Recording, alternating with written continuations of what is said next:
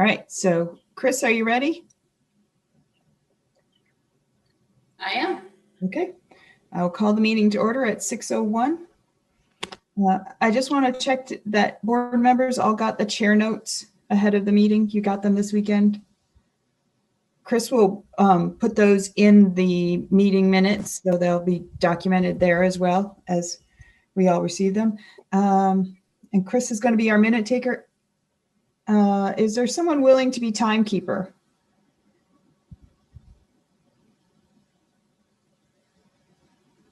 Hey, Kevin, are you up for it? You can use our handy dandy little cards. Verizon.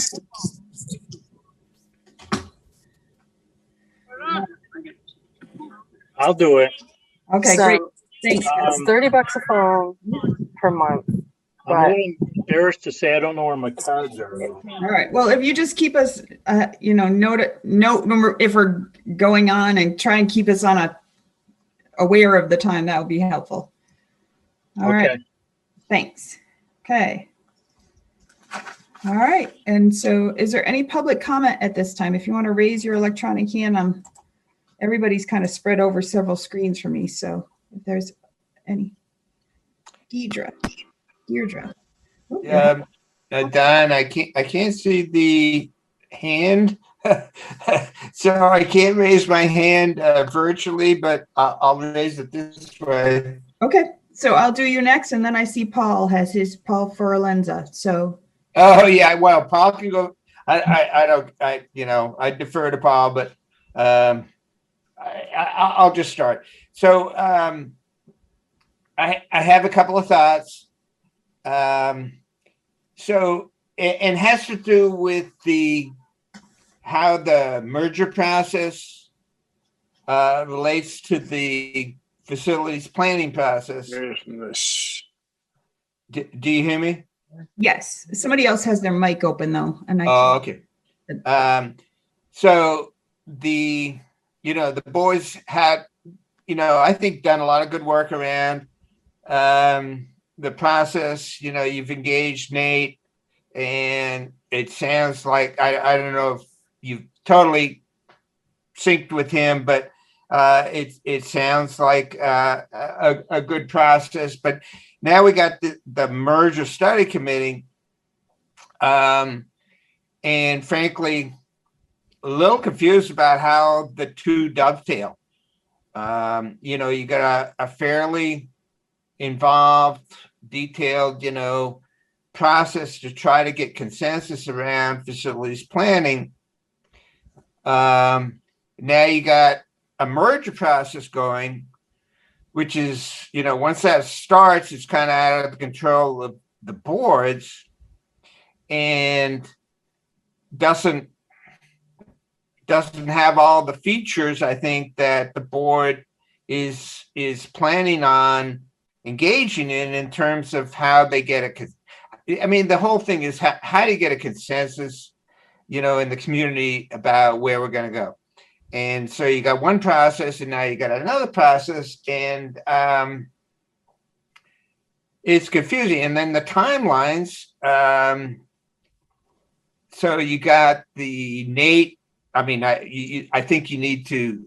You're probably going to act on, any particular timeline, but it looks like Nate's work is going to be completed at the end of this calendar year.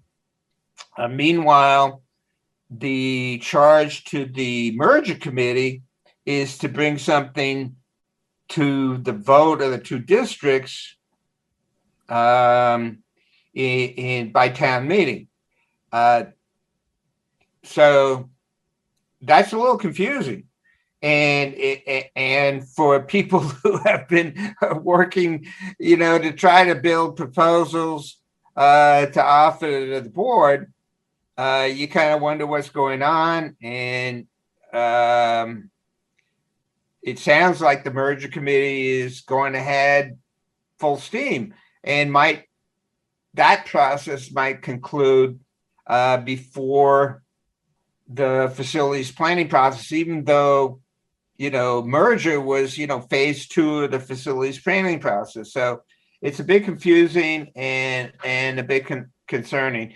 The other issue that I wanted to speak to tonight has to do again with the merger study, and it has to do with a town's right to vote before its elementary school program is closed. Now, I know a lot of people think, well, you don't have a right to do that, or you can repurpose, or the board can eliminate, particular articles, and you can do what you want. But that's going to be a contentious issue, obviously.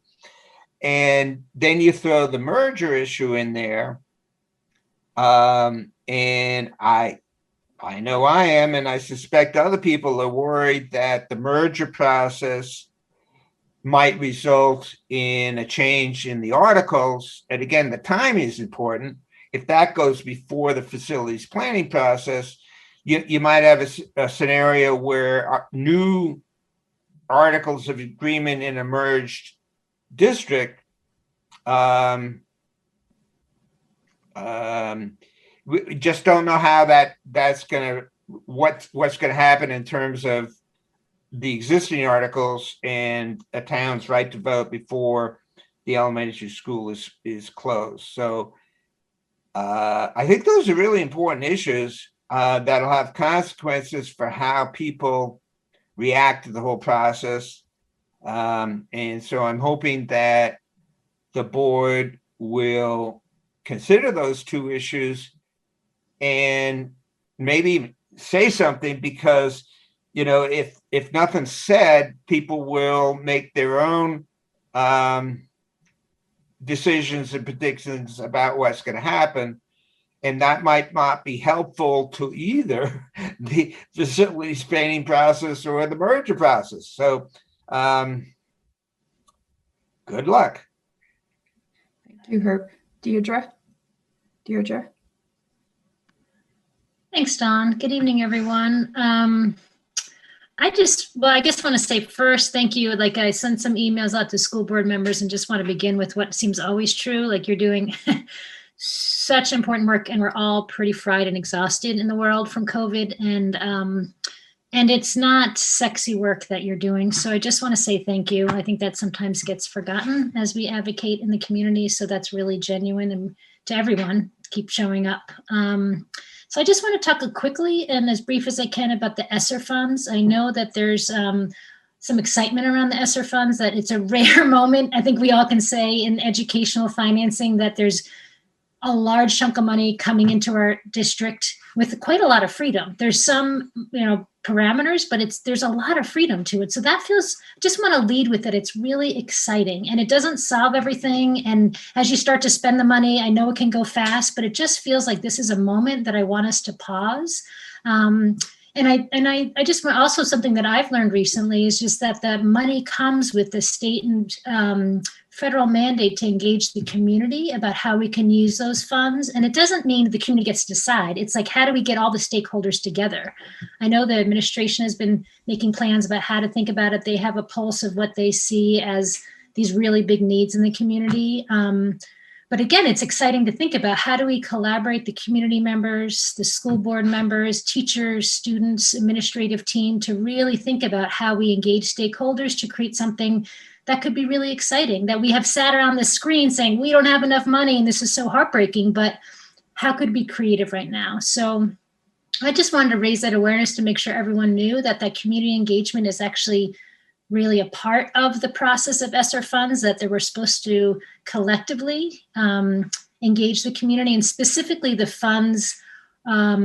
And my guess is Floyd probably, I guarantee, knows more than I do about this, but that the funds are supposed to really think about the families that have been most marginalized by COVID. And the law says specifically, Black and Indigenous families of colors, families of students with disability, low-income families, homeless families, and there's some more folks in that part. So I want to just think about that this is a really hard time in almost June to engage the community. So I'm not saying we do that now, but how do we put some things together? And there's some energy in the community to say, let's pause, let's engage the community and students and teachers in September to really think about some exciting possibilities. And I know money will be spent over this summer. That makes sense to me and has already been spent, but I just want to encourage us to not decide all those things until we can gather ourselves in a really creative way in September. And I just want to say, I know that we've done this before, right? Mount A District has some cool community engagement history. So I would love to put that out there to say, let's pause, let's do this really well, because it could be really exciting if we look back, if we engage stakeholders well.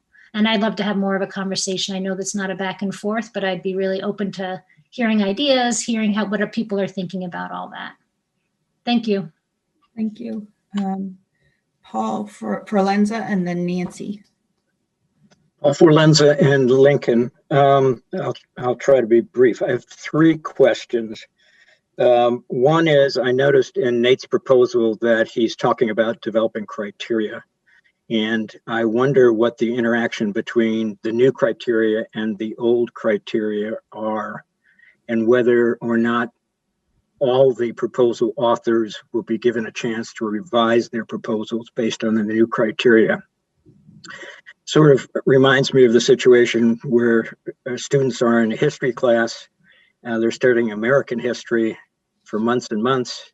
One day they walk in and the teacher says, today we're going to have a test on European history. So it seems like the rules are being changed. Number 2, in Nate's proposal, he seems to highlight the superintendent's proposal. He seems to signal, to talk about that separate from the other proposals. And so my question is, are all the proposals going to be given equal consideration? And that leads me to the 3rd question, which is, who is the consultant working for? And if the consultant's working for the superintendent, then inevitably, I think there's going to be a built-in bias, not consciously, but a subtle built-in bias. So I'm wondering if that could be clarified. Usually, boards on this type, attorneys and consultants either work for the superintendent or work for the board. And that's important because down the road a piece, if there's a conflict, you sort of have to know who's giving advice to who. So thank you. All right. Thank you, Paul. Nancy? Thank you.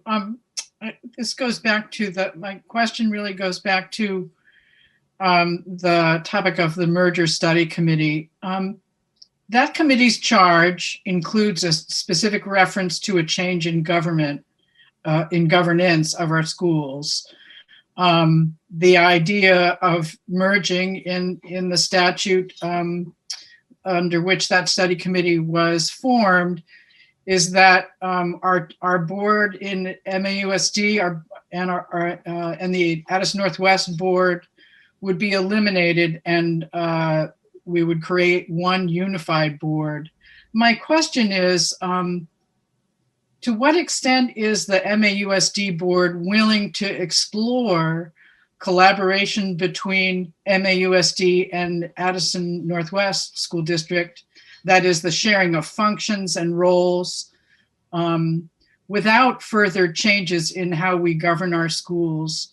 And if our board is willing to explore that, when would that exploration take place? At the meeting where the board voted to merge, there was reference by at least one board member to the notion that the individual boards would be discussing that. And I'm just curious about whether our board will be exploring that kind of collaboration without change in governance, and if so, when that might take place. Thank you, Nancy. Mike Fisher.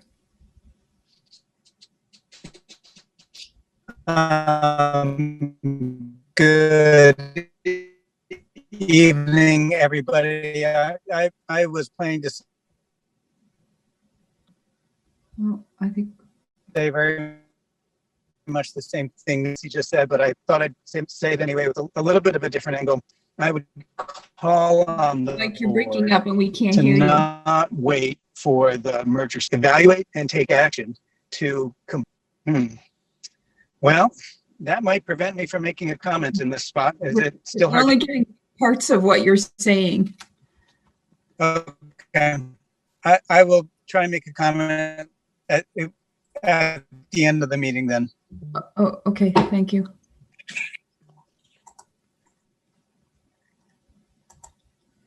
Mary Simmons? I thanks so much. And I don't have much more to add. It's actually just in response to Deirdre. Deirdre, you said it perfectly. There's nothing more I can say. Just hopefully, as part of community input right now, that's part of the process of the ESSER funds. I would love to see a collaborative process between teachers and students and administrators to kind of identify the needs in the different schools. That could be a beautiful project to do together to unify the district.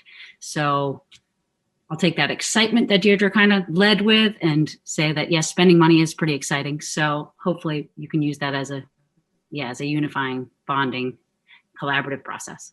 So yeah, and I think one of the last deadline is November, I think some of the deadlines have passed for how to spend the money, but I think there is a deadline that's happening in November. So I'll hopefully hear how the community can stay involved and support whatever process that might take. So thank you. All right, thank you. And Dave, you have your hand up? Yes, I do. Thanks. My question is what's our process for answering the questions that have been posed this evening? Well, I'd like to get, since this is the first time I'm hearing some of these questions, I'd like to give careful thought to the answers before they put them out. I'm hoping to meet with our communication secretary and the vice chair and work out a way to get some of these answers out after we've had a little time to think about the questions. And okay, Paul, do you have your hand up again, or is that from before? Okay, and then Rob. Thanks, Don. I want to stick to topic during the agenda, so I don't know totally where this fits in, but because we still have a lot of public members on, the governor did sign into law a bill that temporarily suspends this excess spending threshold. And prior to me joining the board as a community member, when I first went to the engagement meetings, my interpretation of the cliff that multiple districts were heading towards, including our own, was that we're skyrocketing past that spending threshold, which then would implement the tax penalty. I think it's really important that we acknowledge that we have the opportunity to not push ourselves off that cliff, because I'm not saying it no longer exists, but we're not staring down for FY22 or FY23. And so I just hope that we as a board and as a community think about the fact that that is no longer in the purview looking into next fiscal year. Thanks, Tom. Okay, all right, thank you. Any other community public comment from community members? Okay, all right, then we'll move on to the consent agenda. Is there a motion to approve the consent agenda? So moved. Andrew. Andrew I'll second, Krista. and Krista. All right, all those in favor of approving the consent agenda? Board members, you want to give a thumbs up? You're kind of spread out, so if you're in favor, thumbs up. 1. All right. Any opposed?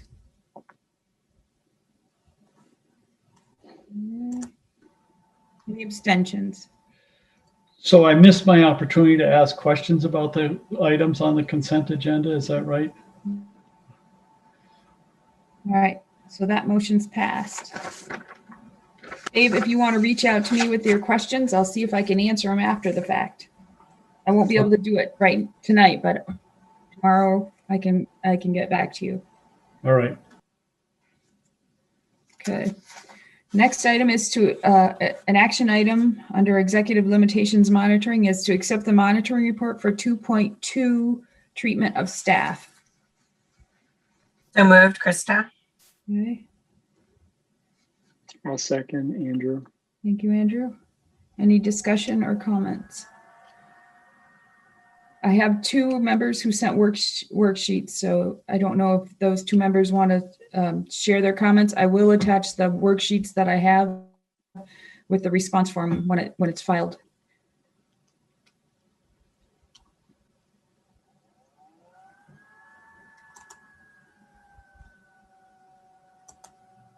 Rob? Sorry, I was trying to pull up my worksheet. A couple questions for Patrick. Was that a survey from this past school year? Appendix A? Yes, that was just in recent weeks. Okay. Were there long-ended answers? There were comments, yes. Okay. And then my other thought was, if, in the scale of the 1 through 4, if there was a percentage of 1s and 2s, which to me, it seems like in that scale would be not meeting expectations, that would be high enough where you would think to either report partial compliance or non-compliance? Just out of curiosity. I mean, the numbers were, at most 20% with 1s and 2s that I added up. Most of the time it's 80%, if not higher, on the 3s and 4s. So I was just curious what your thoughts were. Yeah, I guess I haven't really thought about it that way in terms of an overall, is there a cut score that would change that compliance? I'd have to think about that. I don't currently have a figure in mind that would tip the scales one way or another. Thanks.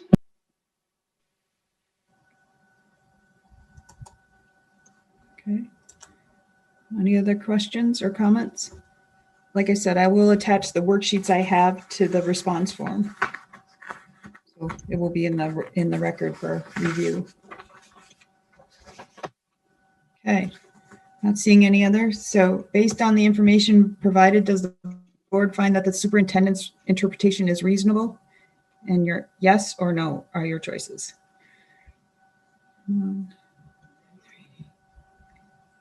So I see. Is that, nope. Thank you, Sandy. Oh, now everybody shifted. Let me see. Okay, and no's. Are there any no's? Okay. All right. Based on the information provided, does the board find that the data demonstrates accomplishment of this interpretation? Yes or no? 3, 4, 5. Brad, do you have a question or is that a thumbs up? Oh, okay. All right. Any no's? All right. Okay. All right. All those in favor of accepting the monitoring report for 2.2 treatment of staff, please say aye. Aye. Aye. Aye. All right. Aye. Any opposed? Any abstentions? All right. Okay. Next is the update that was included in the packet on the financial report. Does anybody have any questions, or Patrick, do you have anything you want to add? No? Nothing more to add. Nope. Okay.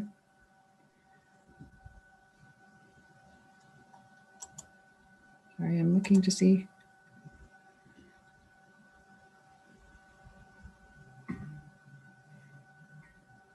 All right, I'm not seeing any questions. All right.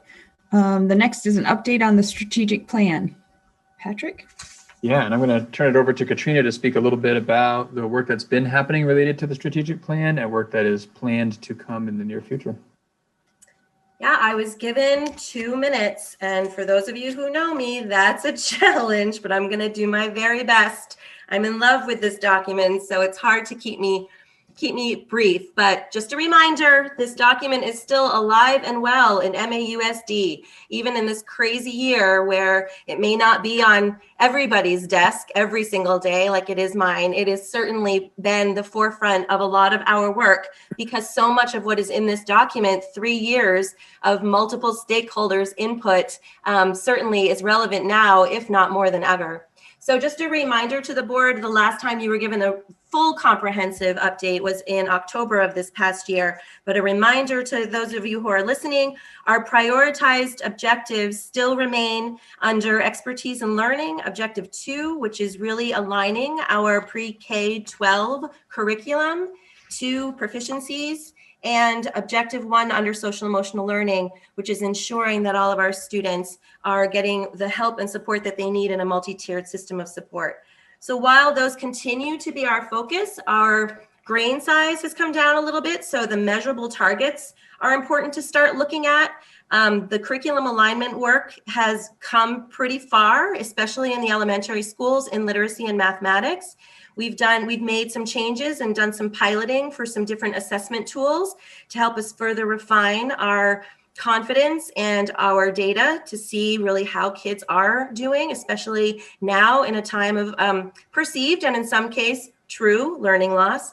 And I would say that we're really honing in on some specific focus areas moving into next year, particularly in the area of reading, all across the grade levels for sure, but with a very, very fine focus on pre-K2 early literacy skills. So that's an update on expertise and learning as it relates to that first objective or second objective.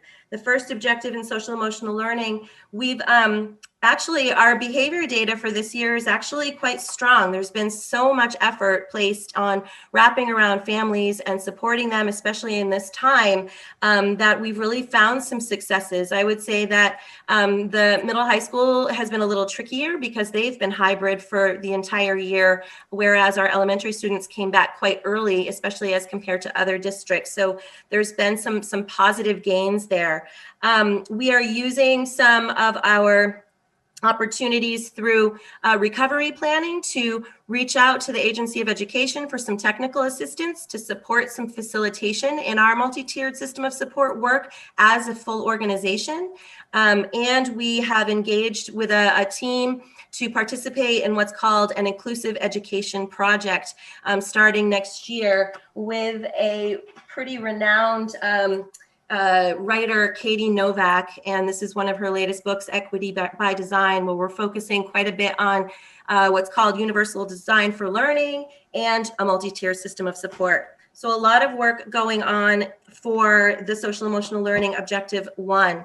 It's impossible to, as those of you on this call will remember as we wrote the strategic plan, to look at all of these particular objectives and measurable targets in isolation of each other. And that couldn't be any more true than this year. This year we have done a considerable amount of work, many of our teams looking specifically at the social emotional learning proficiencies. So what do we want to explicitly make sure we're teaching all of our learners and giving them practice for and assessing for understanding and positive outcomes. So we've done a lot of work there. So when you think of curriculum alignment, it isn't just science or science, math, reading, writing, and that sort of thing. It's also in social curriculum and understanding self and personal development. And a lot of work has been happening there. Many of you will know the term transferable skills. The transferable skills have been in place at Mount Abraham for several years. Actually, we were just doing the math yesterday. I think we said 13 years. But through Act 177 and personalized learning and personalization certainly has gained a lot more momentum as a state in many places across the country. And now we have redesigned, revamped a new version, I'd say transferable skills 2.1, and they are pre-K-12. So we're super excited to start using our new version and sharing that out with everyone as a pilot going into next year. And related to that, we are also excited that we are introducing PLPs, to students in grades 5, 6. So personalized learning plans have also been in place for many years with some iterations that have changed at Mount Abraham. And now we're having an opportunity to pilot that first actually in our ELP program. Yes, we're having PLPs at ELP. Patrick, stop giggling. And we're going to get an opportunity to try that on for size, where kids get to talk about their interests, focus on projects, and learn how to collect evidence towards meeting their set goals with advisors, with teachers, with camp counselors, moving into the fall with their teachers. We are super excited about that. We just gave the administrators got to get a real close look at everything about that just this morning, which is super fun. Everybody was excited. We were able to keep that work going. My enthusiasm, I hope, is coming through the screen. But just so you know, in a pandemic, we thought everything was going to stop and we weren't going to be able to move any of this work forward. So it is very exciting to see that, especially those areas that are very student focused, very student forward, are continuing. Again, my last comments would be that, again, taking advantage of our recovery planning and thinking about social emotional learning, we are looking to add further support in SEL for, as I think it was Deirdre was saying, some of the folks who need our help the most. And we have added a second social worker position to our district, as well as increasing school counselor time, at least during this time of recovery, so that we can ensure more of our kids are getting the support that they need. That's the update. I'm sure it was more than 2 minutes, but it wasn't 8. Dave, do you have a comment? Yeah, well, I have a question. So data would be good to see some data with regard to this. And I know it might be more difficult during the COVID year. And you spoke about some data available 13 years, over a 13-year period. This was prompted in my mind with this event with a child at Mountain Street School, and wondering, how often events like that take place. Are they up or down over the years? What's the trend?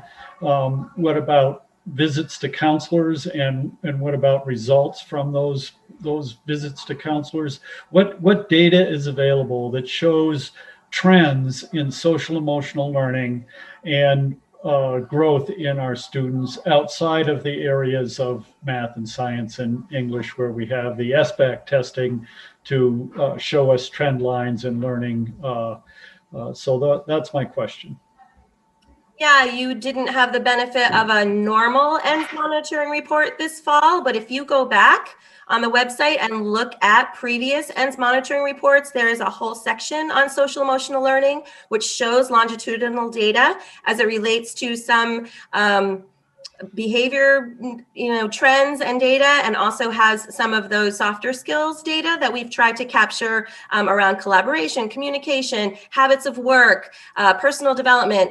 So take a look at the past ENS monitoring reports, because you'll be seeing more of that type of data for your normal ENS monitoring report going into this fall. We will have some other incidental data sets to share with you that we won't have necessarily the same tool for, so that you can look over time.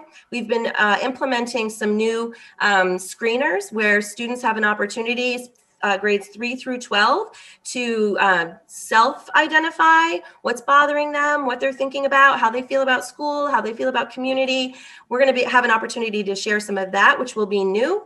But if you look back prior to this past weird fall, there are several data sets that can show you some of that longitudinal data that you should expect to see this fall for an update. Thank you. So nothing's available for COVID year, and going forward, are you going to have pre-K through 3 data available? The COVID year is this year that we're in, and your October ENS monitoring report is all about this year.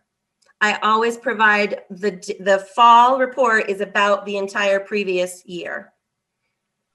And yes, there will be pre-K 3 data in there as well. Yep. Krista. Thank you, Katrina. I really appreciate the update. And I don't know if this is a question you can answer, or Patrick or Don. But I'm just wondering, or maybe it's something for the board to think about, if we can have this be a regular thing, not necessarily obviously every month, but like twice a year, an update on the strategic plan, or how we can weave that into our process. I think it's really helpful. Patrick and I think we are both on the same page where we are very interested in resurrecting our strategic plan oversight team that we had in place pre-COVID. That was consisting of multiple stakeholders, including students, teachers, educational assistants, board members, community members. That was a great team that we didn't get a lot of time to really get going. We had a few meetings and then we had the pandemic. So I think we're of the same mind that we'd want that oversight team to come back into place. We might be doing something a little differently on the inside because in addition to that, we called ourselves the SPOT, right? So in addition to the strategic plan oversight team, we had other internal teams that were the strategic plan objective implementation teams. We might do that a little bit differently so that we can have more folks inside having an opportunity to be at the decision-making table, question table. We're realizing we only had 1 or 2 teachers who are able to be on those teams because they don't want to be pulled out of their classroom. So we need to think of some other ways to engage multiple stakeholders inside to do that behind the scenes work that we've been doing sort of with some small group folks. So we're thinking about changing what we were calling the SPOITs into something else. But we would like that oversight team to be reinvigorated, hopefully by the end of the summer.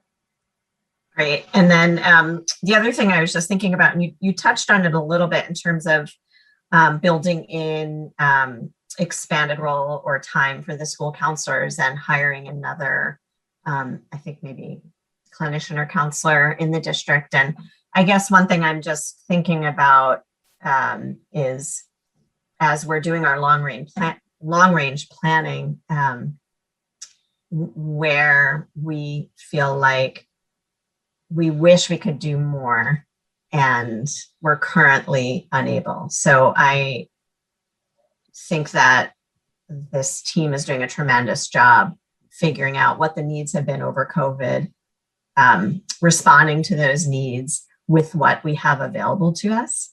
But as the board thinks about what resources does our district need to continue that work and to really ensure our kids have everything available to them, it would just be great to know at some point where the shortfalls are. So we have a really clear sense of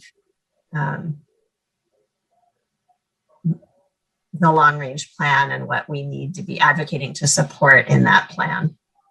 Well, you're talking to the curriculum director. So in addition to mental health supports, which I've already highlighted in the school counseling edition, and the social worker is the other position, I am very interested in a more comprehensive study of our health education work across the district. I think for those of you who've been on the board before, this has probably been brought up before, but I think expanding our thinking about how we're providing and where we're providing the health standards and acquisition of skills across the organization is super important. We don't have very many licensed health educators in the district. However, we do have a lot of support. So looking at and unpacking those health education standards will help us understand how to better monitor that students are getting all of the things around social skills, personal development, cyber safety, sex education, all of those areas that we aren't getting enough of likely in the younger grades. So you asked, I'm answering, I'm the curriculum director. I feel there's a shortcoming in our health education coordination across the district.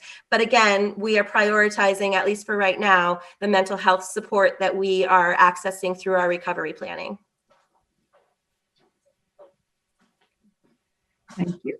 Dave, I do see your hand up, but I want to just make sure that there aren't other board members who haven't said anything, would like an opportunity.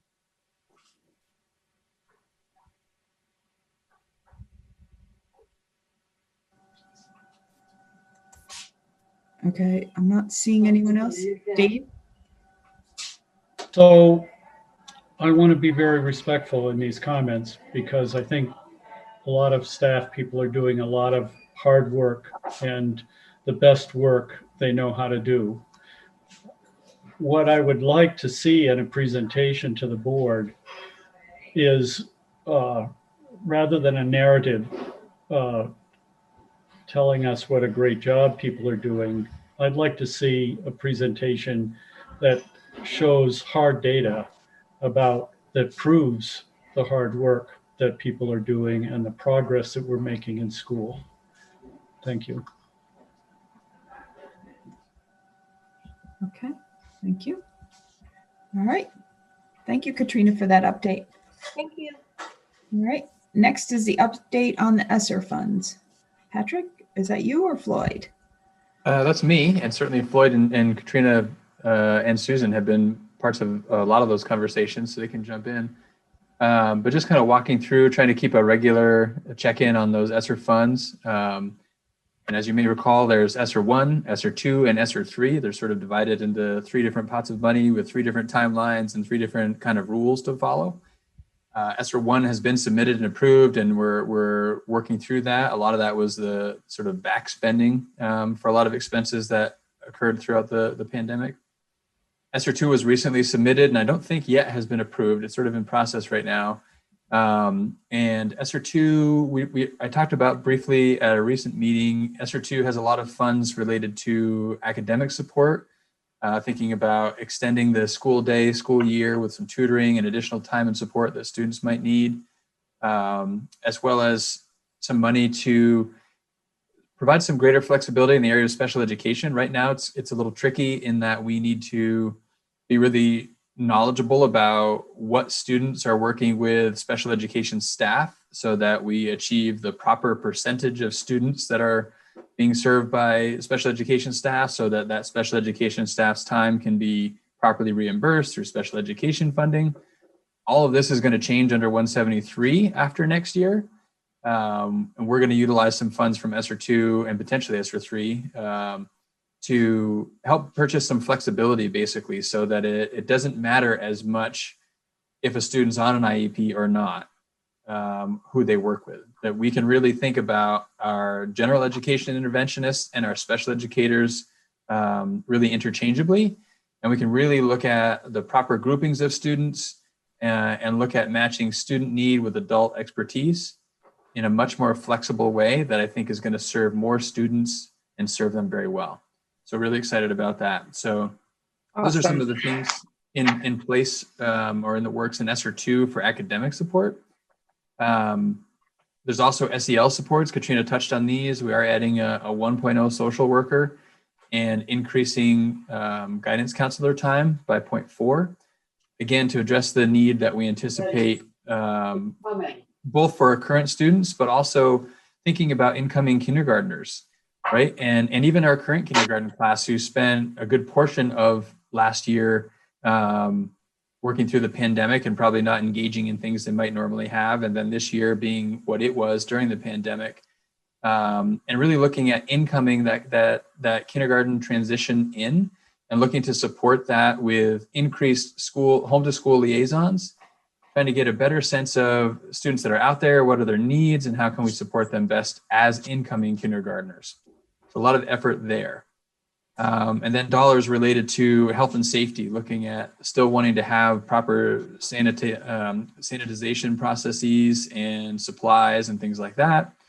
Also looking at outdoor seating, those sorts of things to try and stay on top of sort of health and wellness, and looking at HVAC as a primary driver from a facilities perspective. And some of our schools have a lot of need in the HVAC area. So that's sort of and actually, sorry, I missed some tech equipment and software as well. So wanting to, with the higher utilization and those devices being home more, we want to make sure that we can continue to support learning within the school day and outside the school day by ensuring we have that tech equipment and software to support that.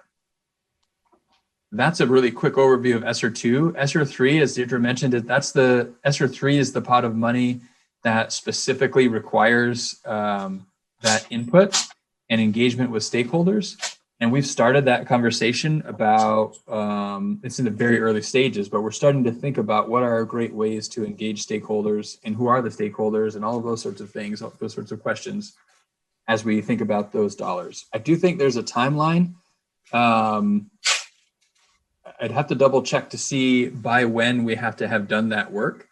I like the idea of waiting to the fall. I'm not sure if the timeline is going to allow us to wait until late in the fall. I feel like maybe it's a 90-day window in which we need to engage stakeholders, and that clock started ticking Friday. So that gets us basically toward the end of August to do the stakeholder engagement, which is not ideal in terms of spring or summer in terms of engagement work. But that's the timeline we have. We can see if there's an opportunity to extend, but we may have to make the most of it over those summer months. And once submitted, you can submit some of the sort of big ideas, and then you can always do amendments. So these dollars, they don't go away once we allocate or ask for them. If we change our mind or some better idea comes along, or we have a meeting with stakeholders and we want to refine something, we have the opportunity to do that. Krista? Yeah, I was just wondering if there's any help that the Community Engagement Committee could provide in trying to gather some of that input. I've been thinking that same thing, and information is still evolving pretty rapidly around ESSER 3. And as more information is coming out, in particular around the stakeholder engagement, that's where my mind has been going, is how do we tie into systems and processes and supports that we already have in place for that kind of engagement. All right, and Liz, I see your hand up. Yeah, so I too have been watching at 1.75 speed the legislative conversations about ESSER money to try to understand that. And it's really, I think it's really interesting. I know that the towns are also getting money, right? So there's some engagement there.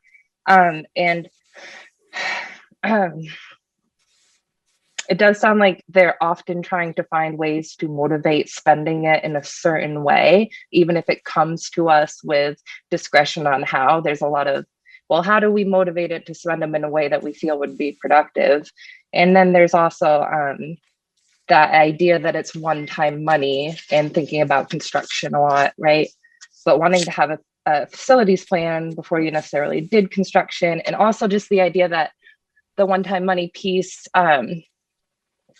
for positions. So I don't know, when I think of the positions you talked about hiring, the neat thing is if we just had an extraordinary need at this time for positions like the counselors or social worker, that we could hire those people on to address recovery, right? So, or address the recovery, maybe more needs in the lower levels so there could be positions that may be added in to get through the recovery of COVID, but wouldn't necessarily be a part of our long-term spending. Is that if that makes sense? I don't know. That's exactly how we've been approaching it. So in particular, every position that we're adding, we're having really hard conversations about where would this leave us? Where could this leave us in 2 years when these ESSER dollars are gone? And the reality is we don't really know, in part because we'll see what the financial situation is at the time. Our assumption is that we're going to have multiple positions that need to be reduced.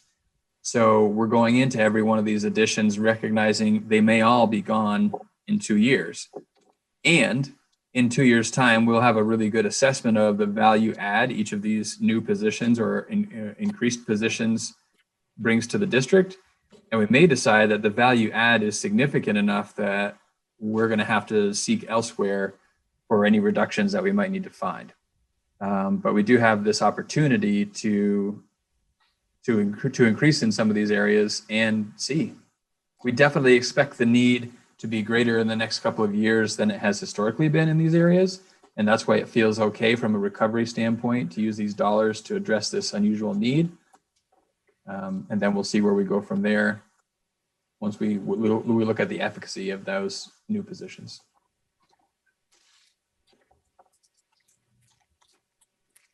Okay, all right. Okay, I'm not seeing any more hands, so let's move on to the update on the facilities project. Yeah, and this is just again trying to keep you guys out in front of where we are with some of the bigger projects around the district. So as it stands right now, we've been trying to move forward with projects that we've talked about before. Bathrooms and the lobby renovation at Mount Abe are big projects.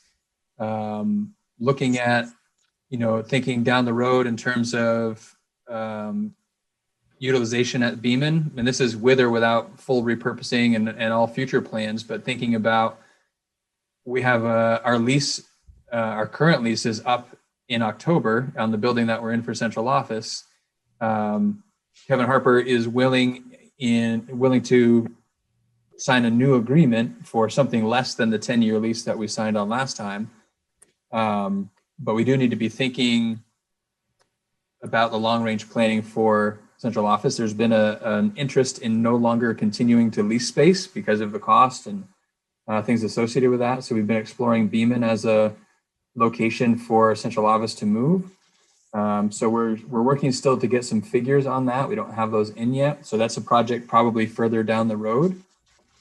Also, thinking about the lobby and bathrooms at Mount Abe, the concern right now is ability to secure contractors. Those are pretty significant projects. And unfortunately, everyone seems to be doing projects right now, from residential to commercial. And our concern is we won't be able to secure the contractors to get that work done over the summer. So we may need to swallow hard and take a different look at a timeline for those projects. They're still really important to do. The money will still be there. The process may need to change, right? If the money isn't spent this year to get those projects started, it becomes part of the fund balance.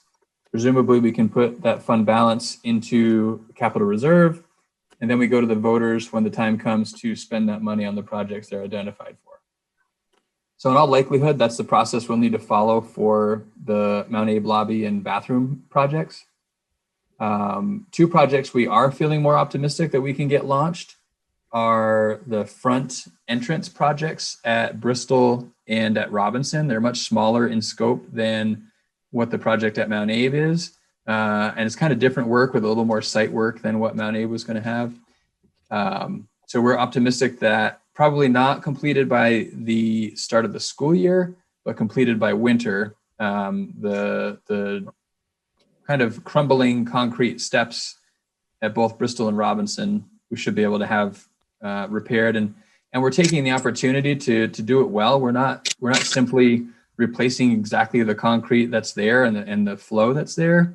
We've been working with architects to really design those spaces the way that, by modern standards, they're best designed to handle the flow of traffic they have. So they'll be aesthetically much more pleasing, a lot more functional, and they won't be crumbling concrete anymore, which is very exciting. So those are moving forward. And layering in the ADA compliance, especially at Robinson, and making that a focus point as well. Yeah, all of the projects that we're doing, we're looking closely at accessibility and really wanting these spaces to be very accessible.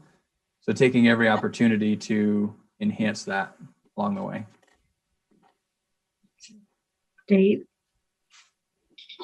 Hi, Patrick. Thanks for that report. Has there been conversations among the administration, among your leadership team, and should we have a conversation among the board about elementary school choice for our pupils? I'm thinking you were talking about New Haven. What if all those pupils decided to come into Bristol or one other of our elementary schools? What if a bunch of Bristol students decided they wanted to go up to Lincoln? That might influence, where we put the administrator, how quickly we move to put the administrative offices in New Haven, and what our facility decisions might be long-term. Yeah, I think it is a great conversation. We have not had the conversation as sort of a district leadership team. It is a conversation that I think would be good for the board to have, even if the decision is to stay exactly as we are now.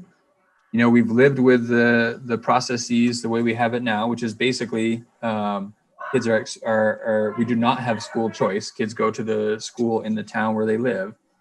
And if there's a particular scenario, parents request a tuition waiver, I then bring that request to the board with my recommendation to approve or deny, and the board acts on that tuition waiver request.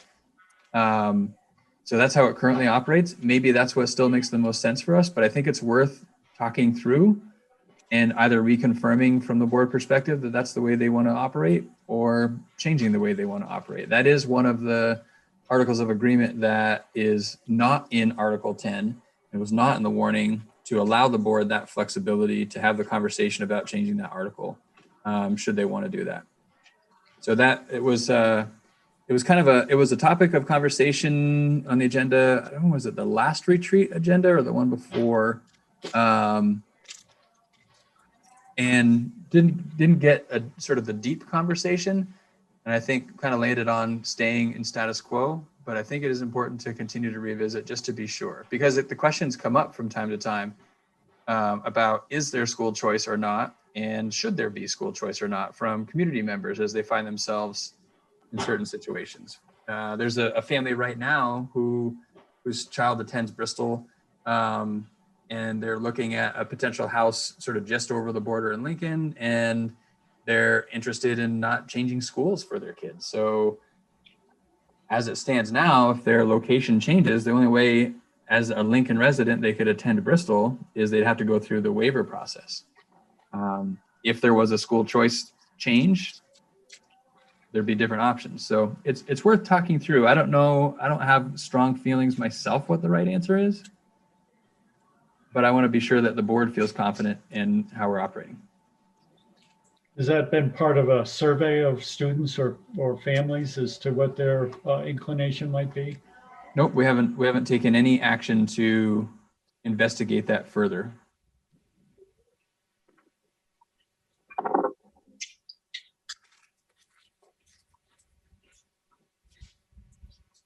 All right. Okay, we'll keep moving along. Our next item is board management and governance, is an action item to accept the monitoring report for 4.6 board committee structure. I have a worksheet for that I will include with the response form, so that will be documented. Is there a motion? So moved, Krista. Okay, thank you, Krista. I'll second, Andrew. Thank you, Andrew. Any discussion?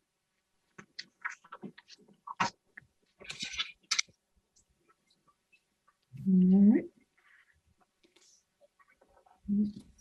Seeing any hands? All right. All those in favor of accepting, oh, wait a minute.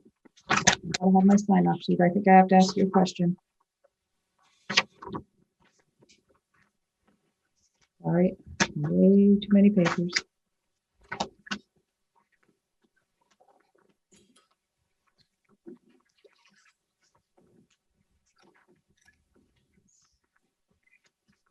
Oh. So I can't find it. Oh, here it is. Sorry. Based on the information provided, does the board find that the board's interpretation is reasonable? Is there a yes or no? Okay.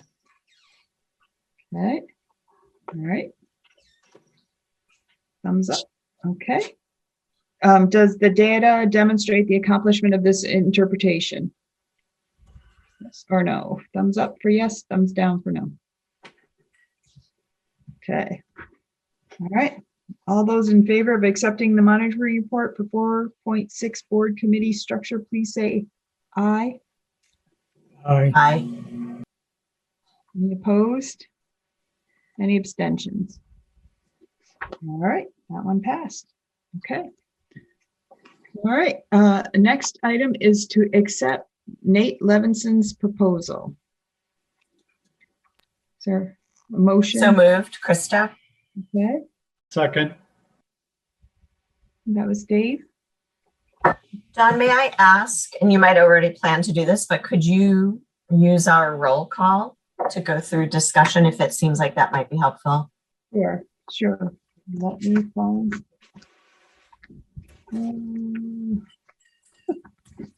I really do get organized, and then I sit down and all the papers look the same.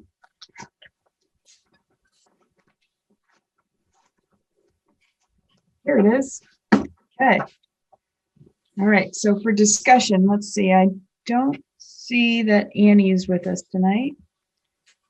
Sarah LaPearl may not be able to speak because she was in a couple of different locations at once. So I'm gonna, Sarah, are you able to give any comment at this point?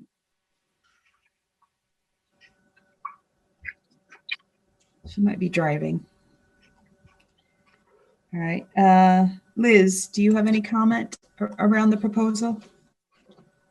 Yes, I apologize for missing it, but I listened to the last meeting, and I would just wanted to be sure that it was communicated in here somewhere, the idea that even though there might be new the criteria, that he was planning on working individually with each group, right? He talked about that for a while at the last meeting, about how he was going to work with them privately and talk about the criteria and talk about how it went with it and all of that before coming back to us with their proposals, right? Yes, that's correct. And he did note that in one of the items there, that he would work through that with the groups. Okay, all right. Thank you, Liz. Andrew. So I don't have any questions about it. I've read through it a couple times. I'm excited to read it, and I'm excited to see kind of what develops out of the process, because I'm sure there's a lot he sees based upon his experience with a lot of other districts that probably are similar in a way. And I didn't really gather from this that there was a preference for the superintendent's proposal over the others. So I'm really looking forward to seeing all of them sort of put up together and assessed across some common objectives. Great, thank you. All right, Brad. Yeah, I thought the report was well constructed and laid out and clear. I only had one concern, and I was wondering, and maybe this information is already out there, and since I'm new, I haven't seen it. But I was wondering, he talks in his proposal about his work with other districts, specifically districts in, I think, Western Massachusetts and other places. And I was just wondering if we had any kind of a synopsis of how those particular programs went and how the process worked, and if there were any situations, say in Western Mass, which were similar to the challenges that we're facing, and how that played out. I mean, he seems like a real good guy to work with. He seems open to tailor his methodology to our needs. But I was just kind of curious to get a little bit more background about how it's worked in other places, if that's possible. I think that we could definitely reach out for a few names, and maybe Patrick and I could have a conversation with a couple of groups and just kind of get a feel for what they have to say. I don't think that's out of the possibilities.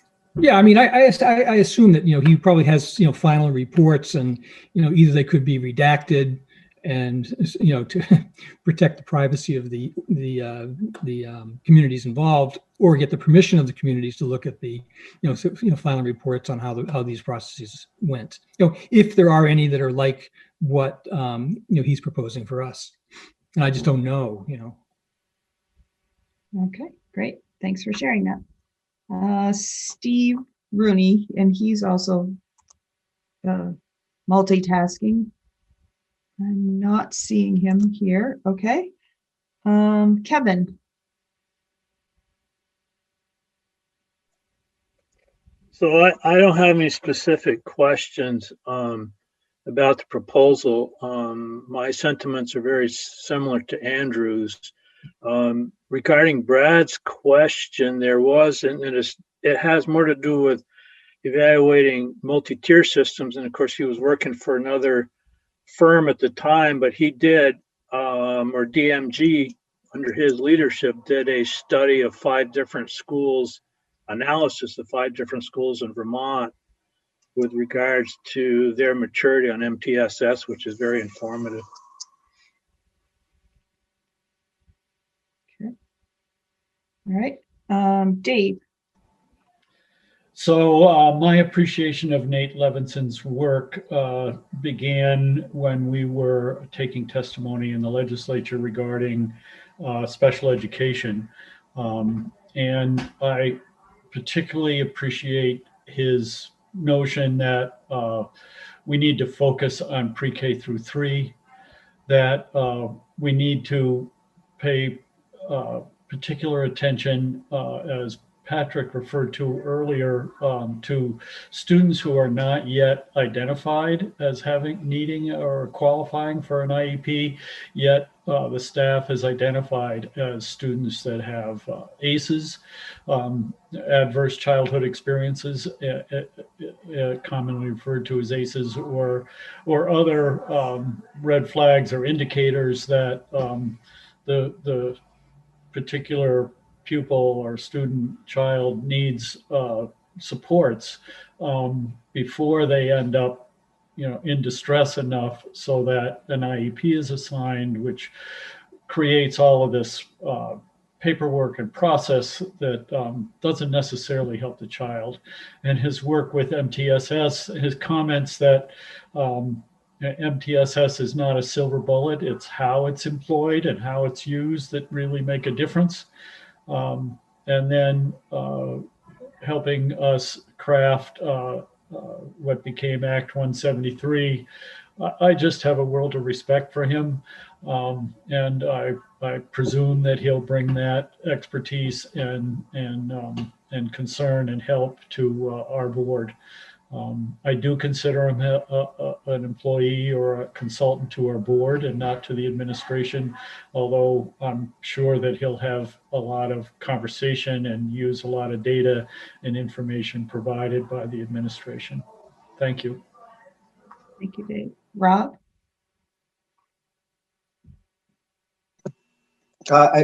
My first question, because I guess this is a sole source bid, is do we have a threshold spending amount for a sole source bid that's set by our school district? Yeah, so the bidding law doesn't apply to functions like this. So architects, for example, aren't part of the bidding law. It's really for purchases and construction services, things like that. So there isn't a law that we're risking being in violation of here. I mean, just even at, do we as a district, I guess, internally? No. Okay. And then I was confused on page 7, right before the fees. There's a paragraph. It starts out for full transparency. It mentions that, I'll just read it. As I have shared, Nate has retired from the district management group and assigned a non-compete agreement with DMG, which presents him for providing services that DMG still provides through December 31st, 2021. DMG elected not to pursue this opportunity. When did we have a conversation with DMG about this opportunity?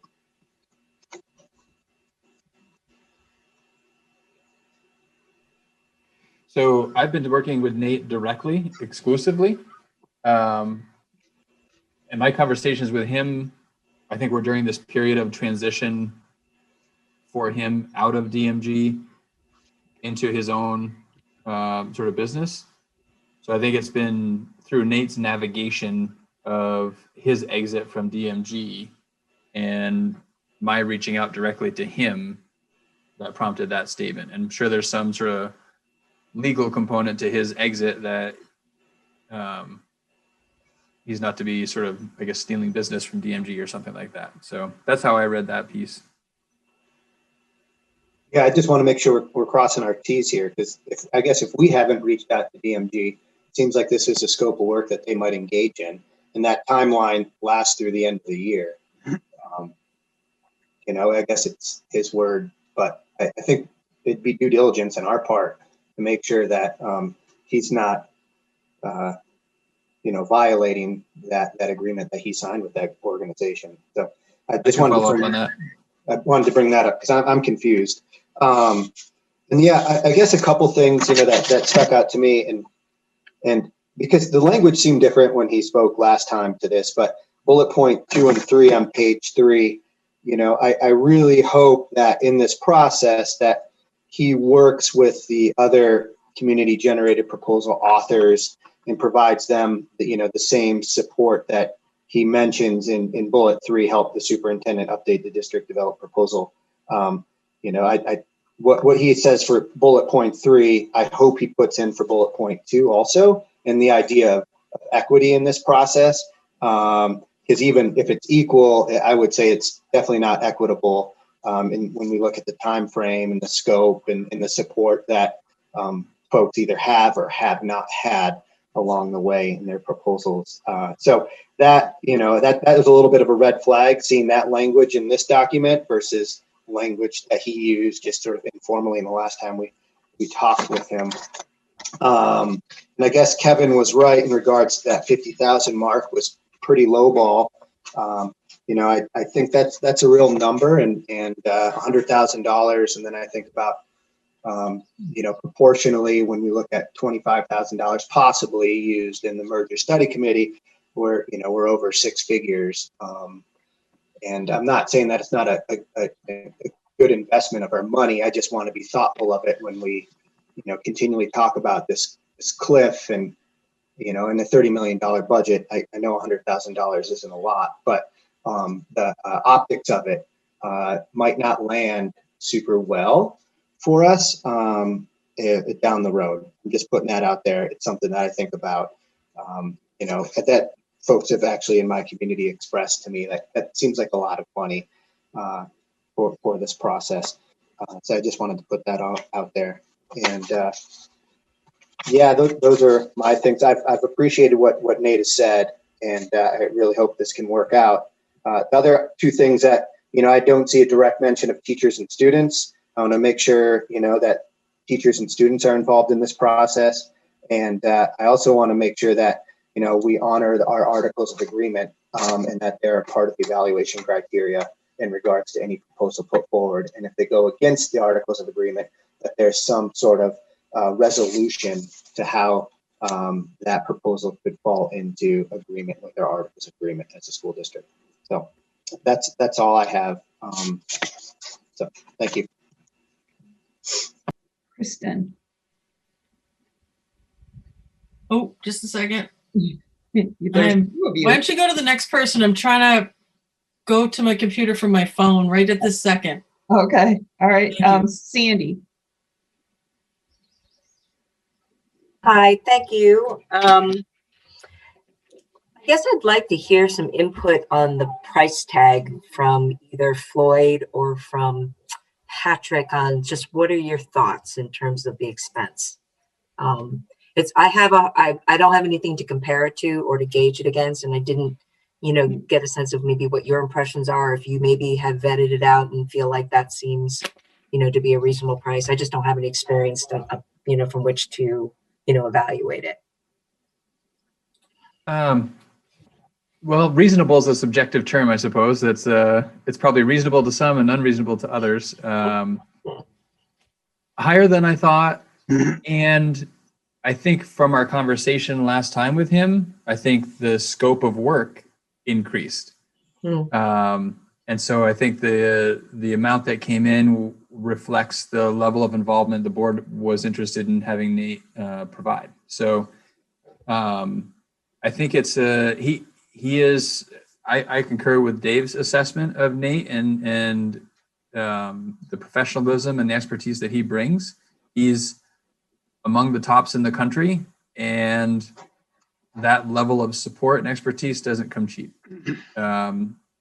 And I agree with, I'm not sure who said it, but I see it as an investment again. So we're talking about making potentially generational change here, that could result in millions and millions of dollars over the course of the years.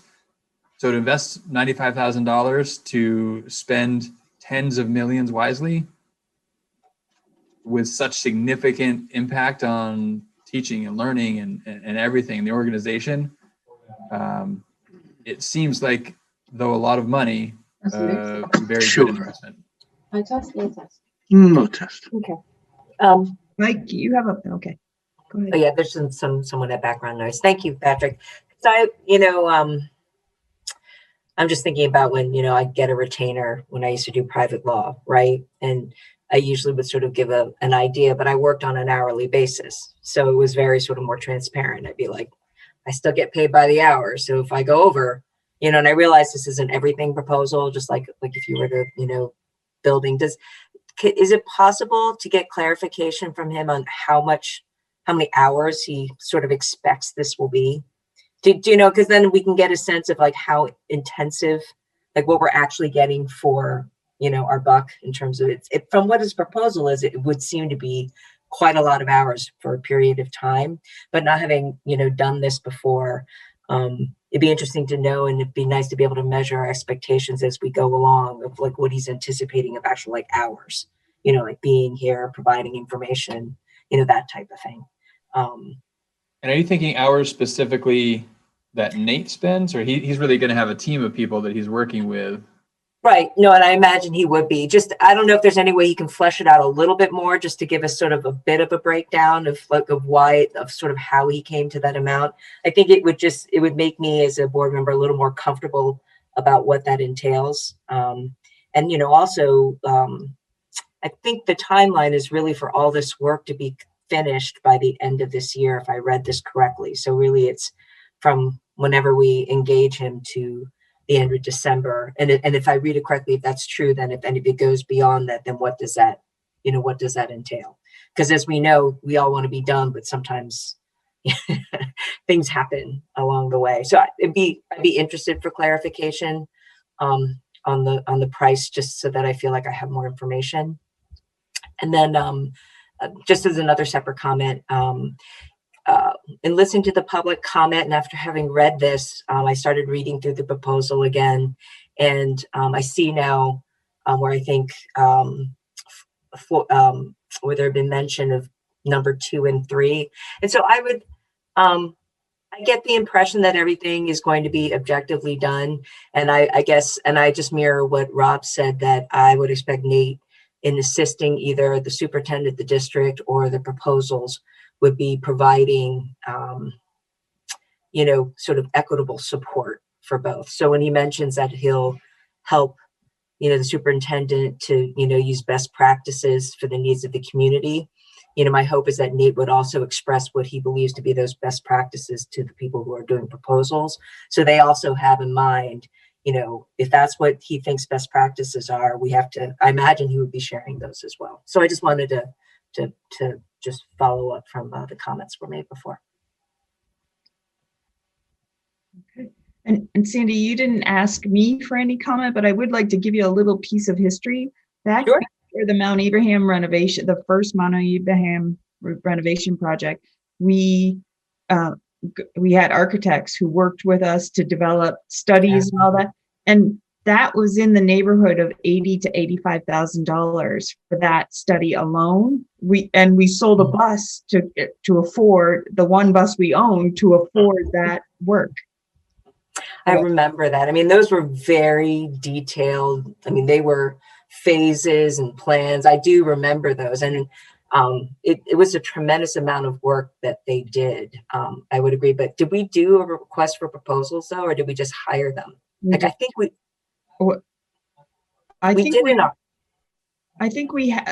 had a couple to choose from, and we went with them. And then, and then there was, if we wanted deeper information, then we would have had to do the RFP. Right, and it was a couple proposals other than the architects that we chose, right? I think, like there was more than one architecture. I feel like there was, which is. I understand we don't have to do an RFP for this particular process, but it's so hard for me to gauge just what, the going, like what is offering and what people generally charge, sometimes without that. So that's why I was looking for more detail. But I agree with you. I remember the architecture work was very detailed, but I feel like there was more that we had from which we could gauge, which way are we going to go and who do we choose? And so that's just what I'm looking for. And maybe Nate he might just be able to provide that much more information that may make me feel that much more comfortable to say, I can feel comfortable, going forward with this. It's hard just getting a number without context. And I agree with you, like 95, it actually doesn't blow me away in terms of numbers, in terms of the type of work and expertise that I expect. But again, it's so hard for me to compare because I just have to, like, I don't know what kind of, maybe he's made the same proposals for other places or even more so, and have been accepted. So that might be the practice. He might just be able to provide that. I don't know. One of the things I can share that may be helpful. So when I was first talking with Nate to get a sense, he described for me two different ways of supporting communities that he's had experience with. One was really kind of almost from start to finish with a community engagement component, building the structure, some of the things we've been hearing about. And the other was more of a cursory review of things sort of at the end. At the time, based on our conversations, I was thinking where the board was interested was somewhere kind of in between because of all the work that had happened up to that point.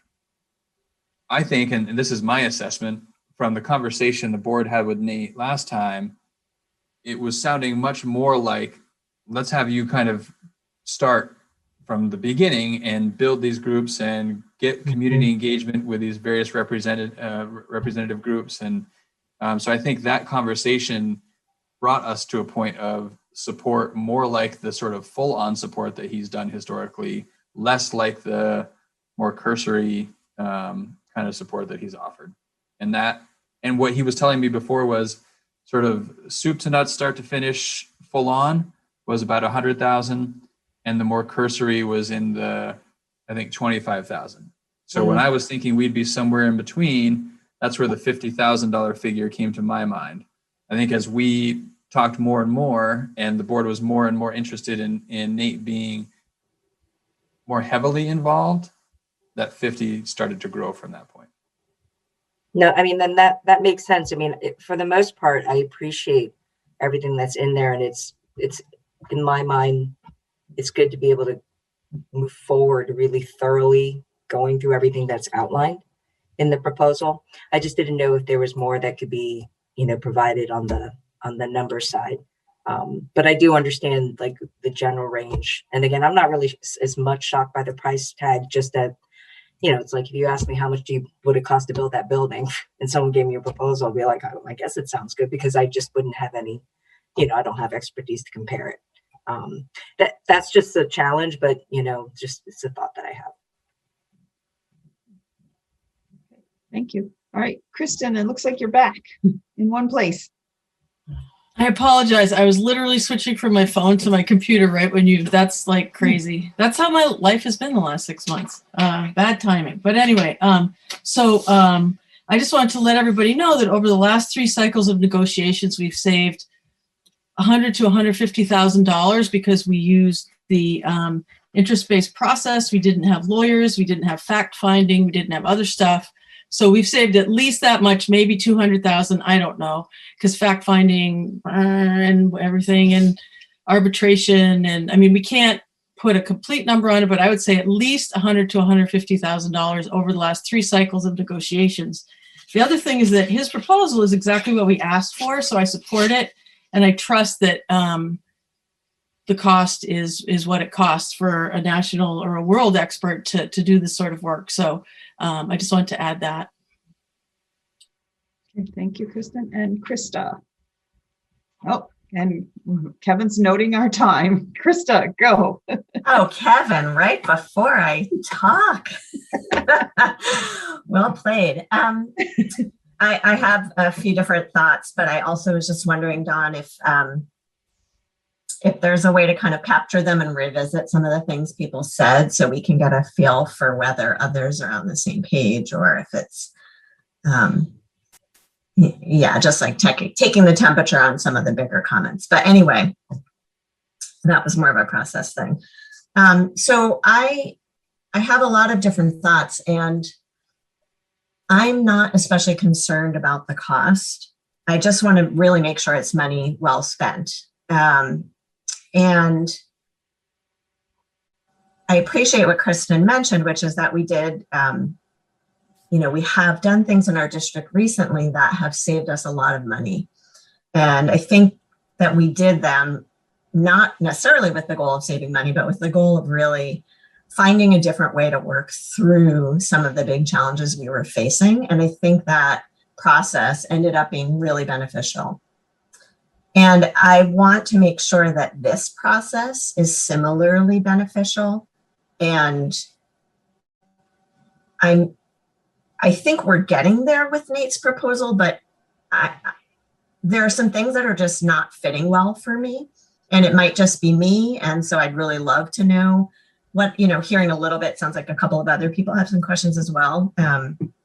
But, Patrick mentioned that we first sounded like we were thinking we wanted not a lot of involvement. And then at the last meeting, it was sounding like we wanted a lot more involvement. But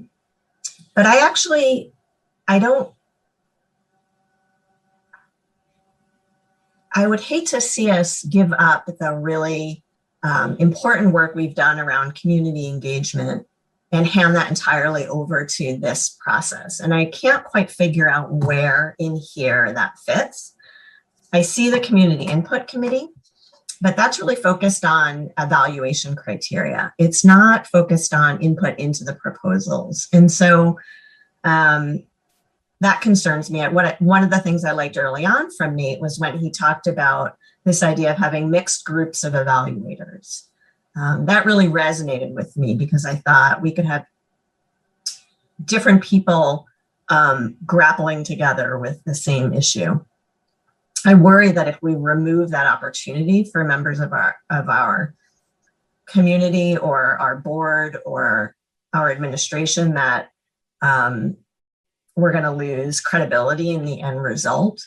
And I think anytime that you bring in somebody from the outside with a really impressive level of expertise, there's still the danger of lack of trust in how well this person knows our particular community. And I think Nate can offer a lot in terms of developing evaluation criteria and understanding how to make sense of the different proposals in an apples to apples way.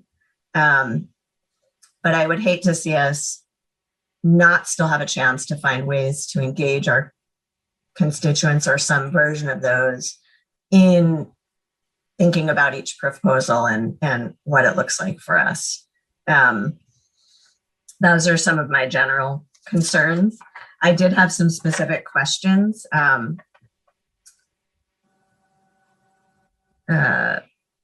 So first I was wondering, with the communicating the approach to the community, logistically, how would that happen? How would we, we have some really clear processes and ways we've been trying to communicate with the community. In the first bullet point, he mentions that this messaging will be developed in partnership with the superintendent and the board. What will that look like? Will we have really clear point people? Who will be working on that with him? Again, trying to be consistent with what we've done before and using channels that we've worked to develop. That seems really important because we are sustaining and continuing to build on trust. So to have sort of to make sure we're still involved in that seems really important. I also had a question about the number of proposals. Right now, I think we have 5, maybe even 6, and some are more fleshed out than others, but I think it's important for there to be a way to reach out to all of the folks that have submitted something so that they can have an opportunity to be part of this process or not. I also am interested in knowing and think it's important for us to figure out how this weaves into the merger timeline. It may be that if that merger committee timeline is not thinking it will have some sort of recommendation before town meeting day, that we might want to consider this process taking a little bit longer, because it sounds like what we're looking for is the answer to the question whether a merger would be beneficial to our district. And so it seems like we can't really get a sound recommendation from our own facilities process without that information in place. So given that we have a little bit more breathing room with the spending threshold, I would want us to revisit this timeline to make sure that we are evaluating proposals with that piece as part of that process.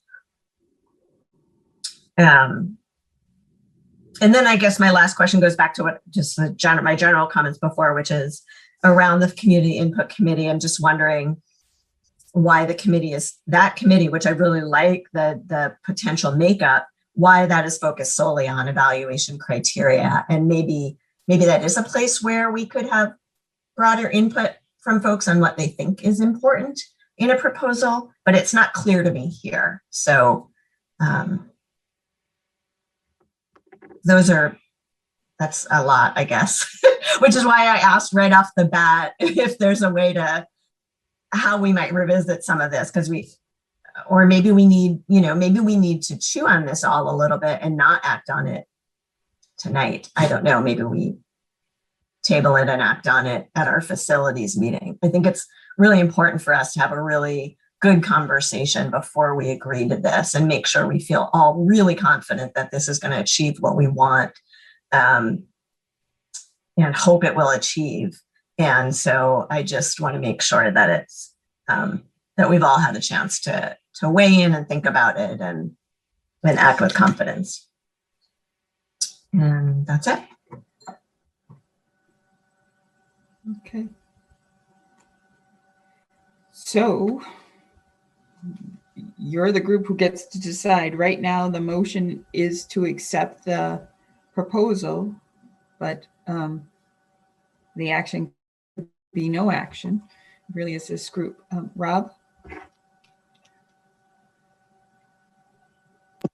Sorry, Don, I didn't get that up earlier. Yeah, I was just thinking about what Krista said and some of her reflections. And I think one thing that it still sort of seems missing is, our school districts had, 5 months now to sort of talk about Patrick's original proposal. And I think we put a timeline and deadline onto our community to come together with their own proposals. And, I think we owe those folks and all of our constituents the opportunity to hear what those proposals are before we begin this process, so that folks can, have an opportunity to talk through those too throughout the summer. And I think holding those at bay, even though they're on the website and they're public, allowing those folks to come to the table and sit in front of an audience and present, I think I see that as a necessary step before we engage in this process with Nate. I don't know if that would alleviate some of I don't know if it's tension, Krista, that you're feeling or whatever, but I think that we owe it to those folks to give them the time. I also hear, like when I was listening to you, Krista, I think a piece that I struggle with in thinking about is like, where's the board's ownership in this process? And, it's nice to maybe sit back and take a little weight off my shoulders in regards to having Nate and the team sort of, go about this. And I know we still aren't going to check out, as we talked about last meeting. We're still going to be engaged and try to be as informed as possible. But I want to make sure that we tell folks that we're the owners of this process. And even though we're maybe hiring a third party, it was our decision to hire them, and that he's working for us. So that's another piece where I feel like it's important that we communicate. Those are just a couple thoughts I had. Okay, Sandy and then Kevin. Oh, thanks, Don. It occurs to me because this is just a written proposal, and Nate met with us last meeting. And I know in general, we've hired him as a consultant on an hourly basis, and now this is the, an all-in-one proposal. I'd like to have Nate be able to answer these questions that we have about his written proposal. And I would put out there that since he's making a proposal with an all-in-one fee, I'm hoping he would answer those questions without charging us. Maybe that's unreasonable to ask, but I know I'll do free consultations with clients and I won't charge them. I let them know what I think I can provide for them. And if they want to hire me, this is what it's going to cost. I think because we've been using Nate for a different purpose, and I understandably, we did ask that this be put forward. We wanted this proposal. So I do recognize that, Patrick, but a part of me thinks there a lot of the answers to these questions really come from the person making the proposal. I suspect he can answer a lot of them pretty confidently. And then I think as board members, I'd be more comfortable to say, okay, I think I have all the information I need, to make a decision. Okay. All right. Kevin? So just a point of process, there's a motion on the floor. Correct. Yeah, okay. So I'm. Yes. Great. Okay, thank you. From what I can see, the proposal is very accurately portrays how we discussed how we wanted this to happen at the last meeting. And I'm becoming concerned that we're going to kick the can down the road here and never get to the point of making a decision. I think unless there is some hesitation in what we asked him to do and what we agreed to have him look at the last meeting, we should go ahead with a proposal. Thank you, Kevin. Dave, and then Kristen. So I agree with Kevin. I'd like to move forward, but I did want to respond to Rob's comment about having the people who put proposals forward make a presentation to the board. I think that's a great idea, and I think we should make time as soon as possible to have them give their first take, recognizing that there'll be a lot more work after their first presentation, but I think they deserve an opportunity to present to the board. Kristen? I agree with Kevin and Dave that this proposal is what we asked for. And as we're going, we can talk with him about different things. I mean, this isn't etched in stone.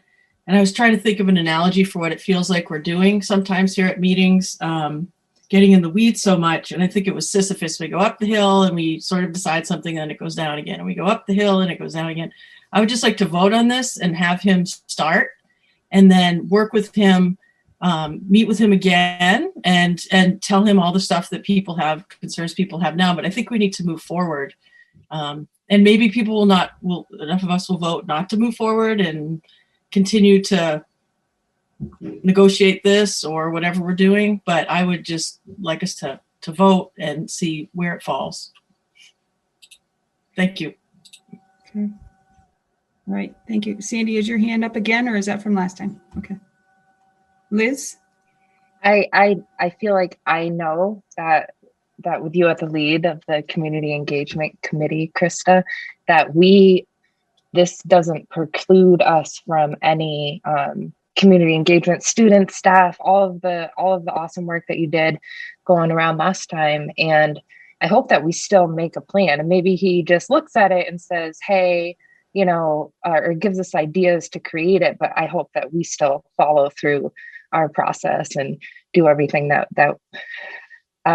we can think of to get the community engaged in other ways. Like just maybe he'll help support ideas, but I feel like we can run through a bunch of meetings again, hopefully. Okay. Thanks, Liz. Krista?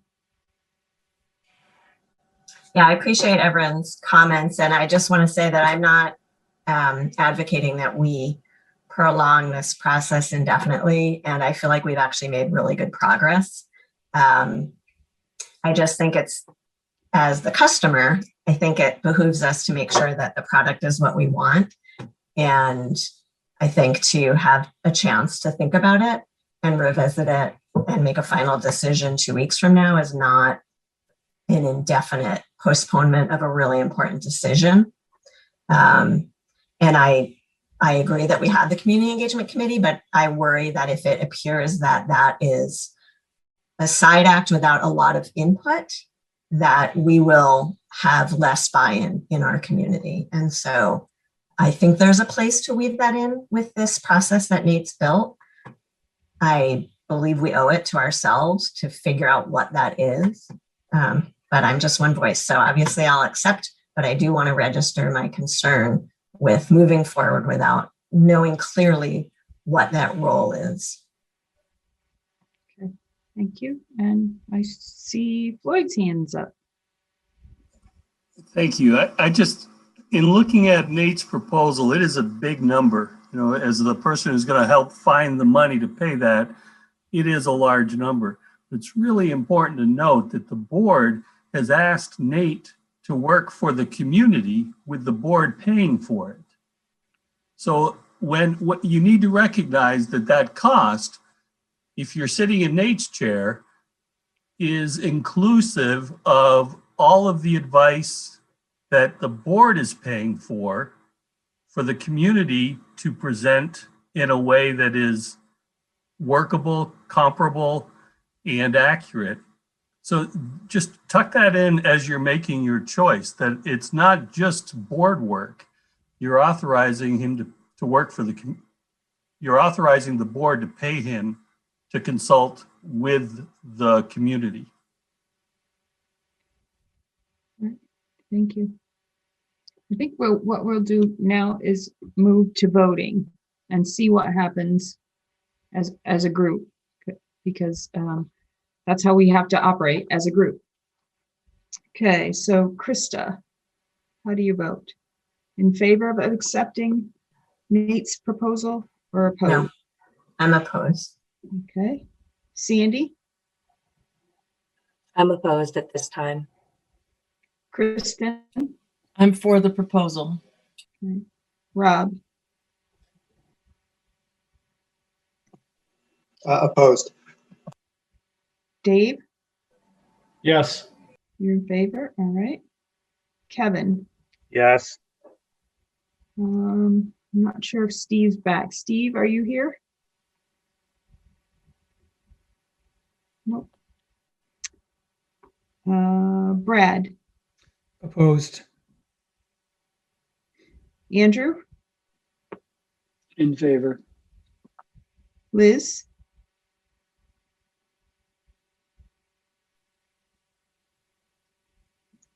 I feel like either is acceptable, so I guess I will abstain if that works.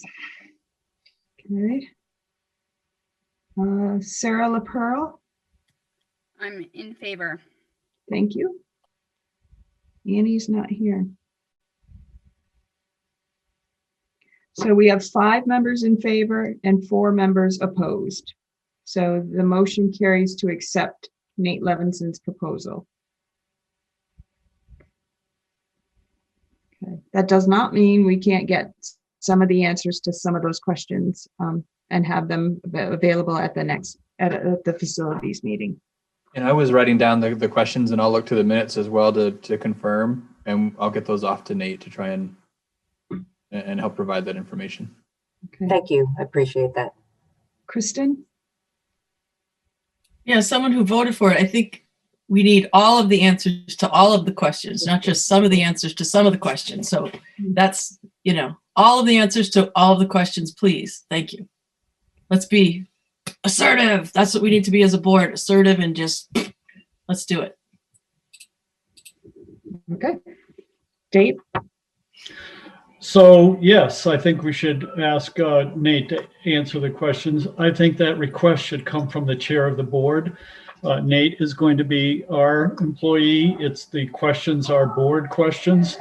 So I appreciate Patrick's willingness to help the board and facilitate activities, but I think these questions ought to be forwarded to Nate from the chair. Mm-hmm. All right. Does that sound okay, Dawn? Does Yep. that seem, because I would mirror Dave's request. I think that might be appropriate. Yep. I can do that. I'll work with Patrick because I have not been in contact with him. So Patrick and I can work together to make sure that his notes and my notes match, and we'll go from there in the minutes. All right. Moving on, update from the Community Engagement Committee. Krista. Yeah, not much beyond the attachment that I sent. Hopefully folks had a chance to see the or the column in the Addison Independent. And we'll try to figure out when the next time we should put one out, either right after this meeting or after the facilities meeting. We'll definitely want to let folks know that we're going to be working with Nate and what that might look like. And yeah, thanks to everyone for helping out with that. I think it's a great way to communicate with the community. Okay. Any questions for Krista?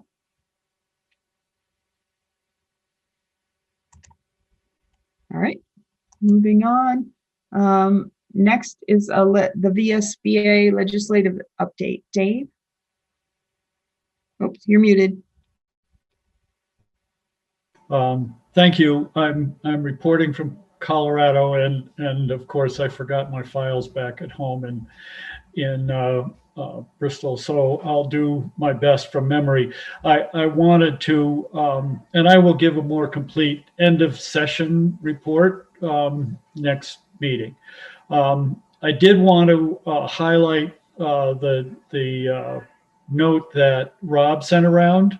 Was an article in the Vermont Business Magazine, was accurate. The governor has expressed his desire not to veto anything else. So we can be reasonably assured that the bills that have been sent to his desk will become law.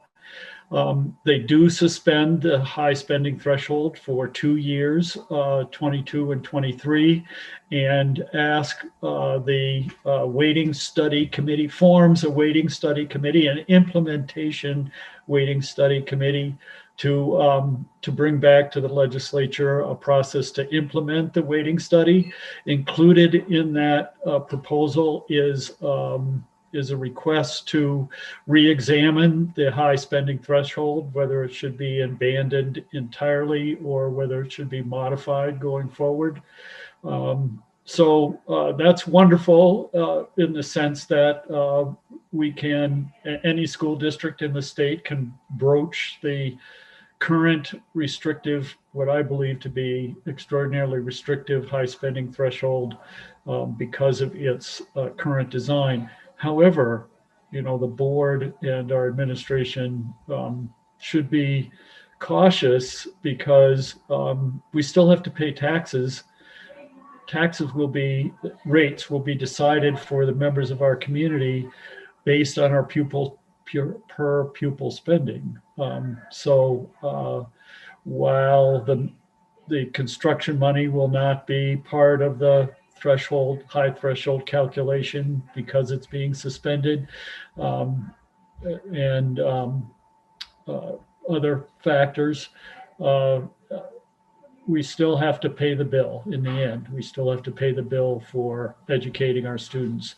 This would seemingly require Floyd to recalibrate his spreadsheet to so that we can plug numbers in or work with budget possibilities without the high spending threshold calculation as part of that. But we still want to know what the tax implications are for our community members, both the income tax and the property tax rates.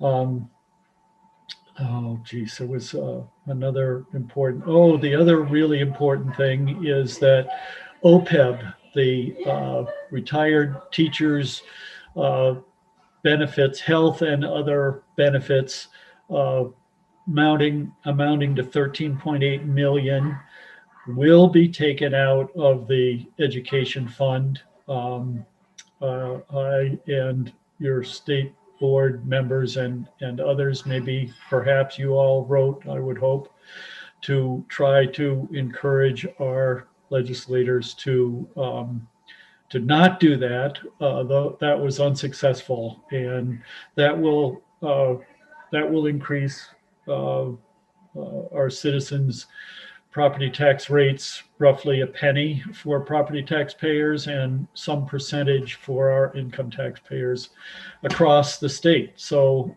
that was not good news. And furthermore, the OPEB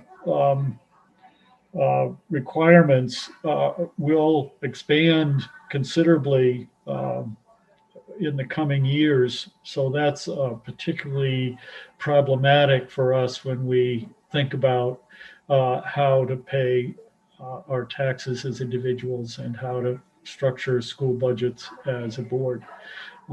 So those two things in particular. There were some changes to how healthcare benefits were negotiated for school employees.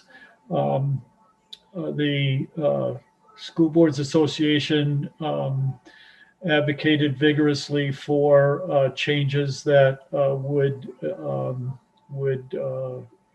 benefit employers, our school boards across the state. They were not successful by and large. There weren't any really significant changes, but the changes that I believe, and I will give better detail about this at our next meeting, but I believe the changes were relatively minor, but benefited the employees more than the employers in general, if you wanted to categorize it in general terms. So that's the report I have at the moment. Are there any questions? I see Liz's hand is up. I did because I'm not all the way through. I'm not all the way caught up. So I didn't know if you had heard something about that if schools were to supplant some of their costs with ESSER funds that would usually be cost covered by the state, that they might then use that money instead to make a large one-time payment into the pension funds from that. So to like make some progress there. So I haven't gotten far enough to know if that happened or not, but I thought that was, I don't know if you knew better. So part of that S13 bill that was the waiting study bill did put 140 million into teachers' pensions. It was not clear to me where that money was coming from. So I'll find out more details. Okay. All right. Any other questions? Okay. All right. The next item is a discussion item. We received a resolution from one of our neighboring school districts. So it was an opportunity to decide whether this one was something we would like to adopt or just to have a discussion about. It was just shared with us. So, Dave? Nope, you're muted again. With regard to resolutions, I forwarded 3 resolutions that so anyone could submit a proposal for a resolution. Any board member could move forward with that. I would like comments from the board as to whether they think any of or all of those proposals that I put forward are reasonable.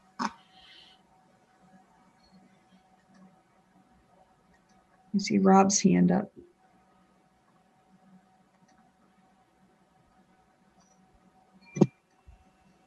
Would you like that feedback now, Dave, or over email? I support them. So I guess that's where I'll stay with that at the moment. Now would be good from.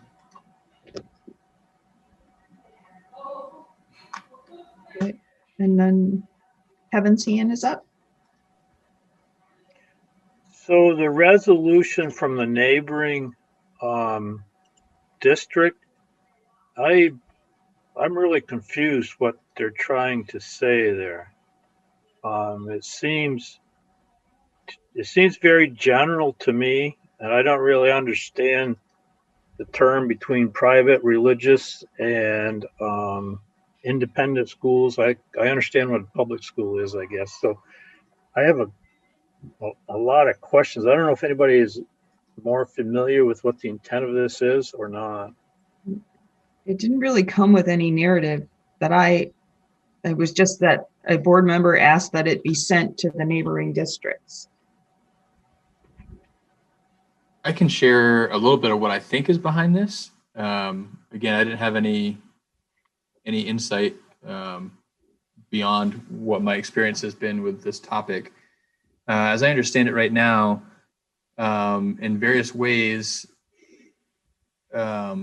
independent and other independent sort of religious schools, other schools that are not, if you understand what public schools are, all the other ones in various ways receive some public funds, only they don't have the same requirements or expectations or sort of ethical practices around students that are accepted or not accepted into their programming. For example, theoretically, there may be schools that receive public dollars instead of public schools receiving those dollars, who don't allow students that are on IEPs to attend their school.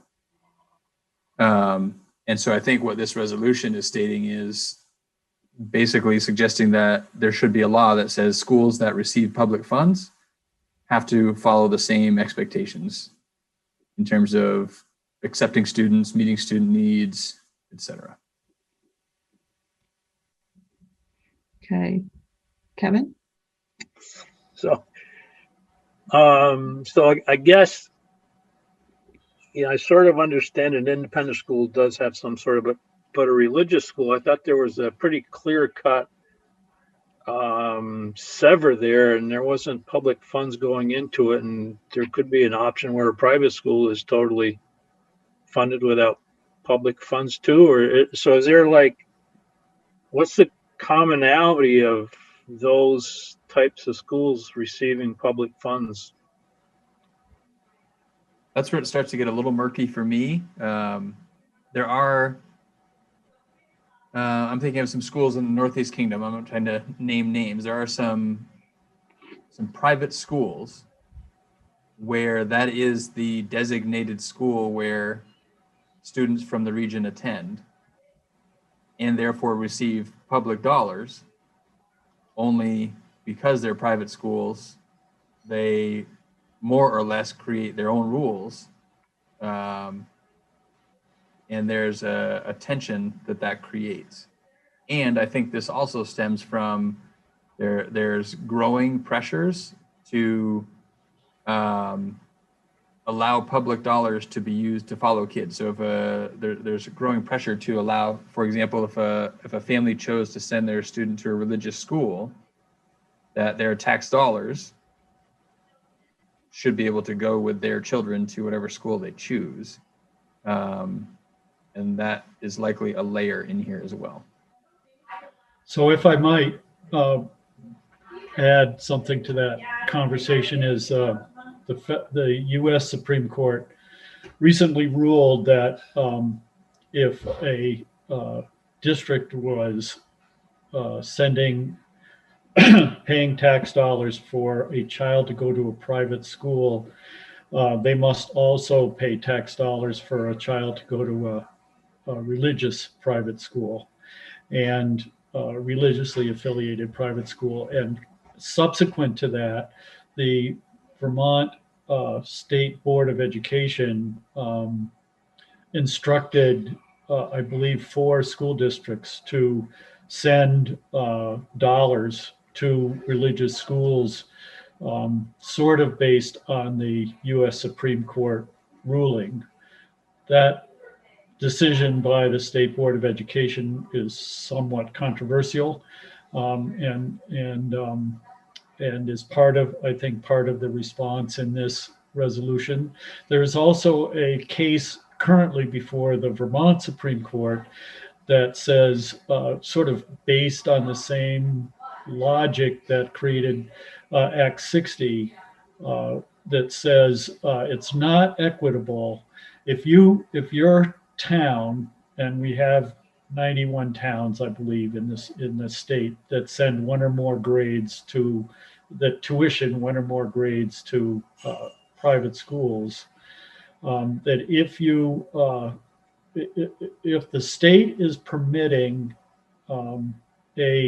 any individual school district to take this action, all students in the state must have equitable access to dollars to send their children to private schools.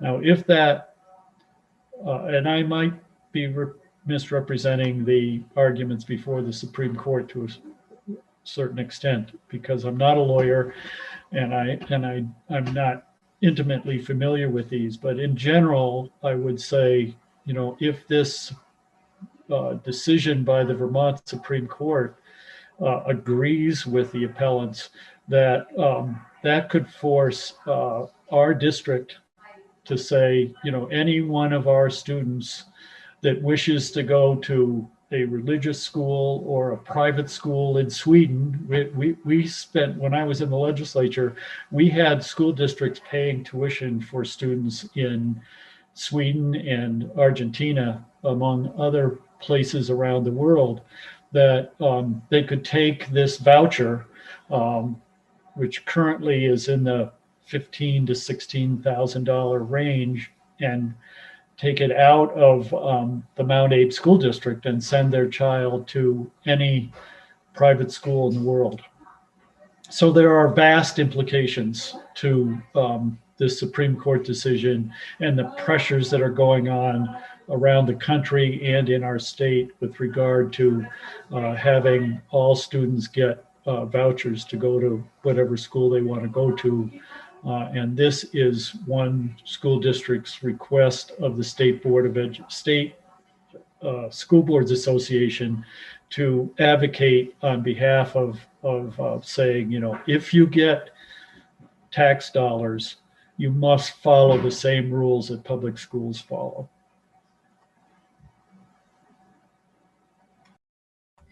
Okay, Kristen.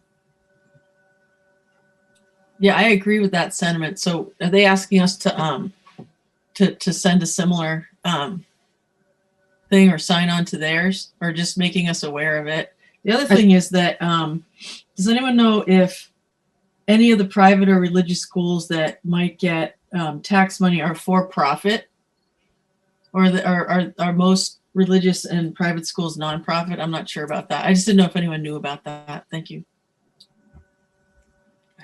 I don't have an answer to that. So I can't answer that in specific, Kristen, but I would say that we have virtually every variety of school that exists. We have in Vermont. We don't call them charter schools, but there are a number of schools that follow the same rules as charter schools. We call them independent schools. Brad. Just on that last point, I think that primarily the independent schools and quote unquote private schools are all nonprofits. Okay. And Kevin, is your hand up again? No, okay. And Dave, is your hand up again? Okay. All right. It just, I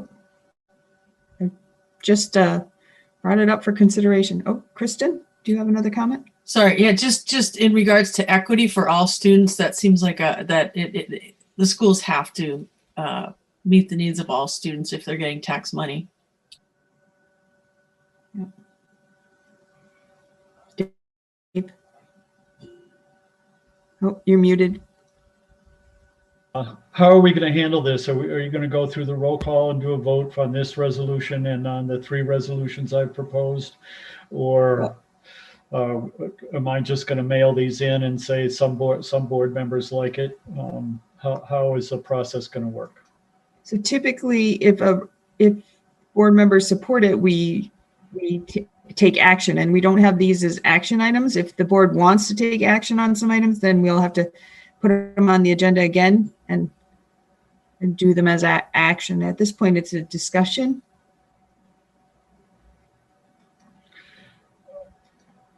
Okay, so these have to be sent to the board association by June 6th. I don't think we have another meeting before June 6th. Correct. So without objection, I'll just send all 4 resolutions in. Are you including this one from the neighboring district? Yes. And then what happens in that process? The VSBA considers adopting these resolutions and then sends them back out? Is that the way it? Yes. And boards at that point decide whether to adopt a resolution or not? No. They will adopt resolutions and they will advertise them and they will lobby and advocate for the resolutions they pass. So that's why it would be helpful if I had some indication of board support for any or all of the resolutions. Can I ask clarification? This is Sandy. Sure. Thanks. I remember seeing the news piece when this came by and wondering, wow, that is a big decision by the state school board. But am I correct that as of now, it's really only for tuitioning districts? So if they don't have a high school and a child then gets to be tuitioned to any, schools of their choice, that they have to include the choice of a religious school. At least that's how I read the news piece. Is there the question that might actually become broader beyond tuitioning districts? Yes, I probably didn't describe it very well, but the tuitioning district's decision, and it's, I don't think the State Board of, let me get these terms right. I don't think the State Board of Education required all tuitioning districts to follow this rule, it seems to me, and that's what's sort of controversial about it. It was just a few selective districts that were required to follow this rule. So I don't fully understand what's going on here. The case before the Vermont Supreme Court would affect all the districts in the state, including ours. Got it. So that's pending. It's pending in front of the Vermont court. Okay. Kevin? So just as far as the VSBA process you were asking about, just to clarify a little bit, they have a subcommittee, a resolution subcommittee that will review all of the resolutions proposed. They evaluate them and make a recommendation to the full VSBA board as to whether to pass or do not pass. That committee may go back to the originator and say, well, we don't think this is quite right, but if you said it this way, it might be okay. That's that sort of thing. Once the full VSBA board votes to pass or do not pass the resolution, then at their annual business meeting, it's put before all boards that are members with the same question as to pass, do not pass. And then at that point, if it goes through those 3 gates, it becomes a resolution of the VSBA. Thank you, Kevin. Okay. Liz? Just a quick thought that we do tuition students right now. We tuition them to places that are far more than 16,000 a piece. And I guess what I'm not sure on, but I think is that we keep the remainder of their per pupil here at the district because there are costs associated with dealing with tuitioning them out. But we do certainly have students that are our public school students that go other places. But I would say not so affordably.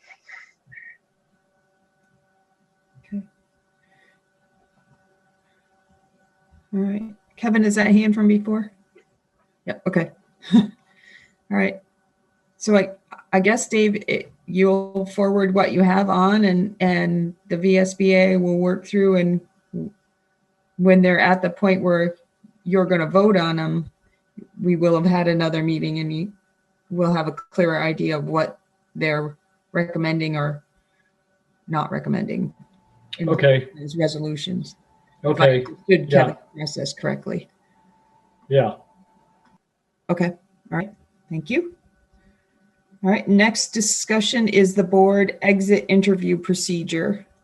That was included I have not received any feedback at this point. If you have any feedback, you can send it individually to me and I can make adjustments if it's needed, or otherwise in the consent agenda at our next business meeting to accept as a board procedure, and then we can begin using it.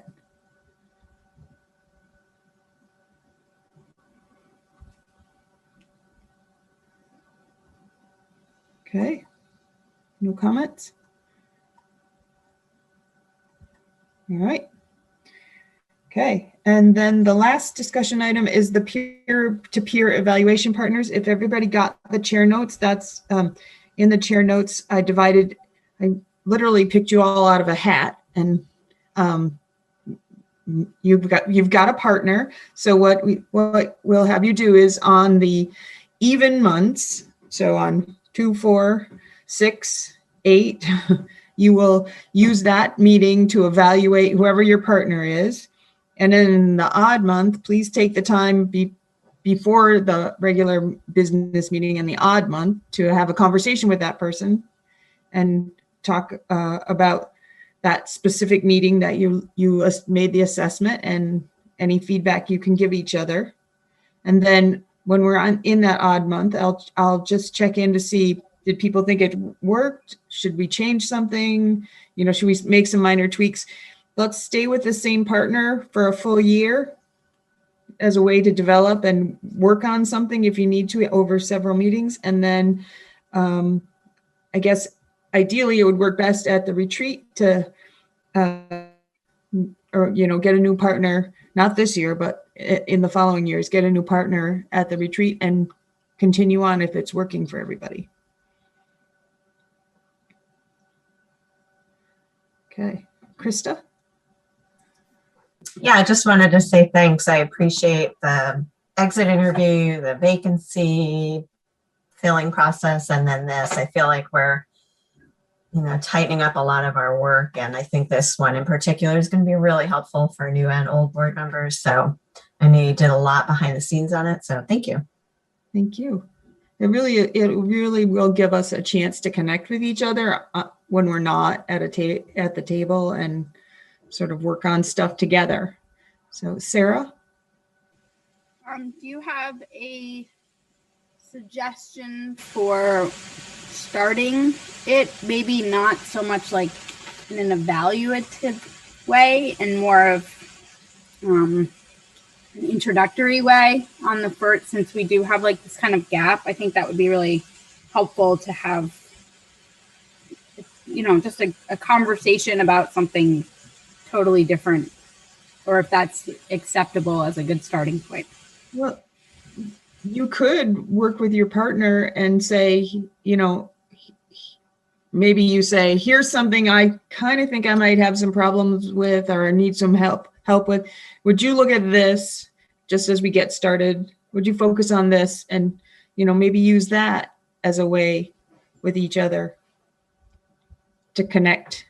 Or, you know, or maybe you talk ahead of time and decide we're just going to do it all. And let's try it this way with each other.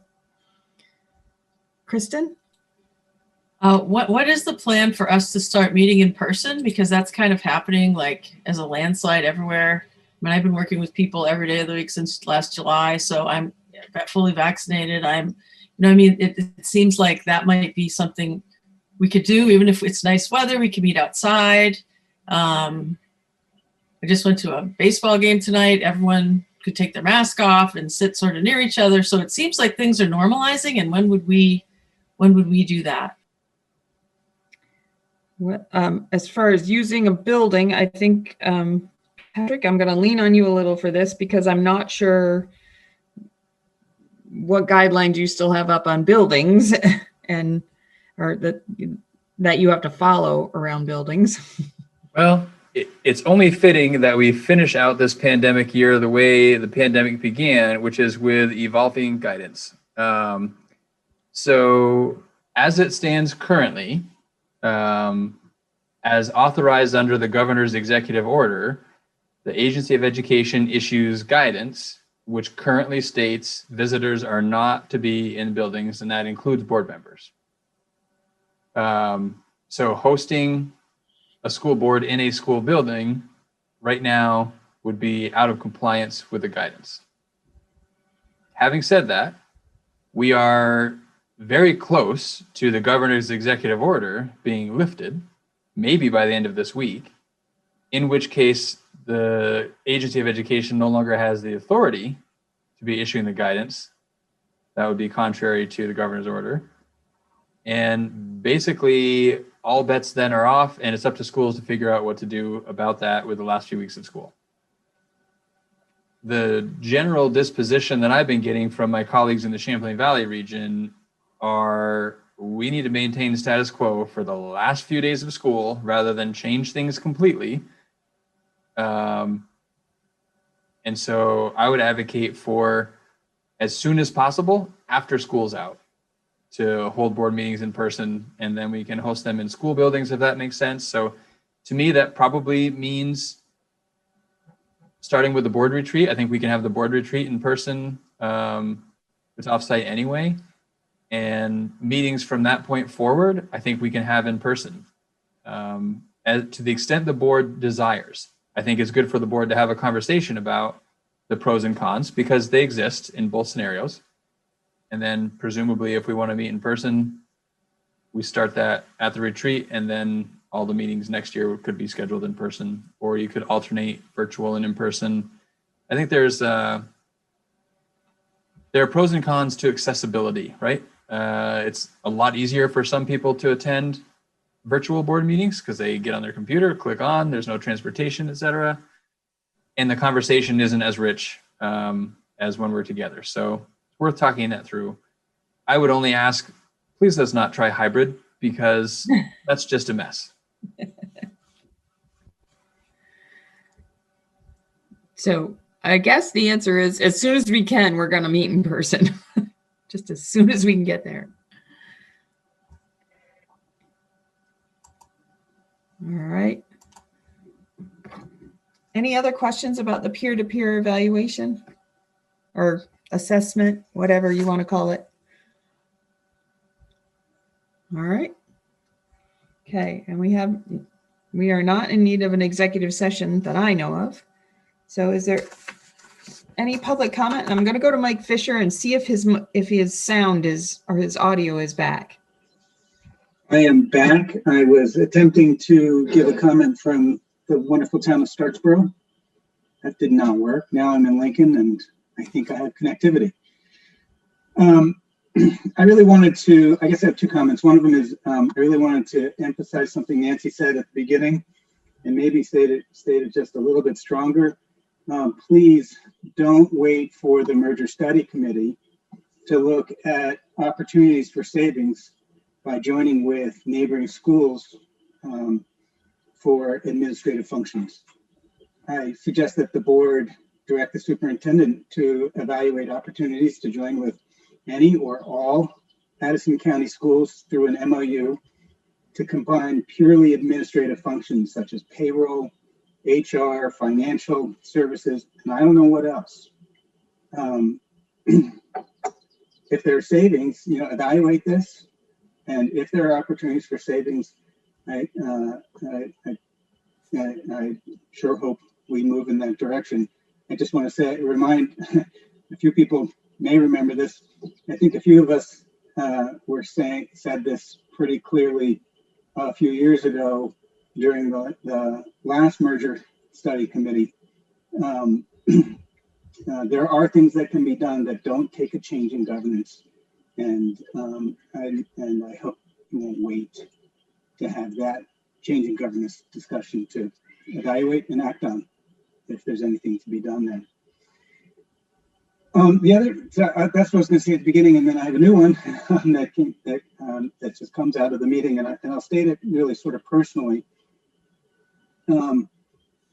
If I'm in a leadership position in my organization, and if 20% of my staff said that I wasn't communicating, and now I can't remember the exact question that was on the survey, that I was not listening to them and communicating clearly to them, it would be a wake-up call for me.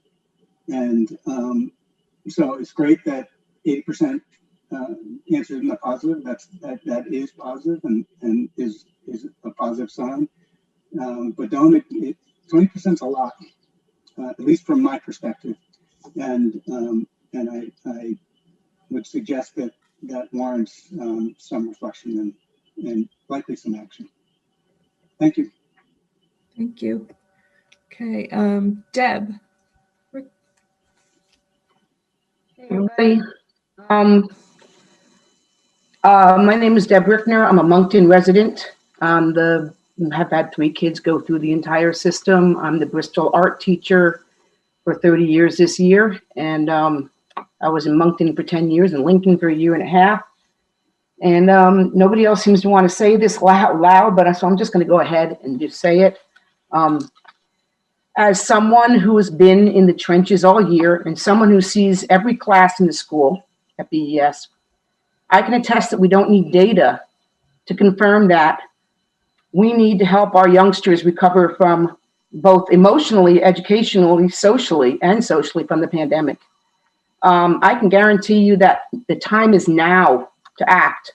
I have not yet heard any mention of educational supports being added, and in fact know that there are several positions of people who are directly served children who are not going to be, they're either being cut or the position not refilled if someone leaves.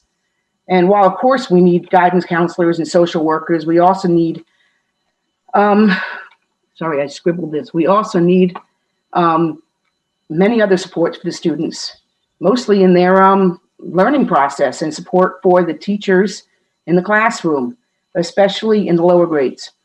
We need more teachers, smaller classes, more EAs and more one-on-ones and more access to math and literacy interventionists. So every student who needs any support gets it. The ESSER money should support a huge influx of support this fall. No time for more studies to find out if we need it. If we have the money, even if we know that in the future, these positions might not be sustainable, we need to really just throw all the effort and support into the younger grades, at least at BES, and I'm pretty sure it's at the other schools. And I really hope that some of this magical money that we just got, which I know isn't magical and I know it has limits, could be put under the word recovery when it comes to the students and the teachers who've really had it hard this year. And I really hope to hear that things are being done to support both the students and the teachers directly. Thank you. Thank you, Deb. Paul for Lenza.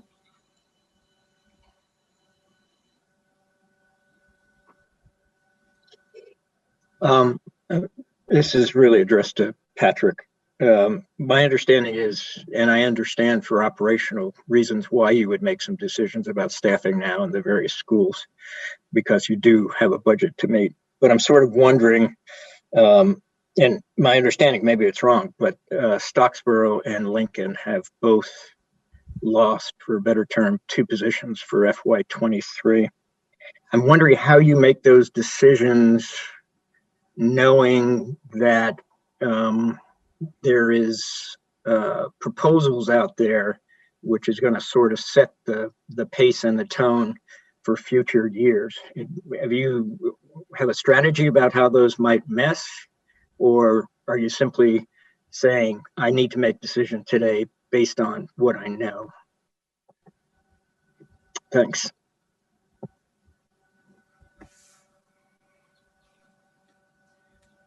Okay, and Rob.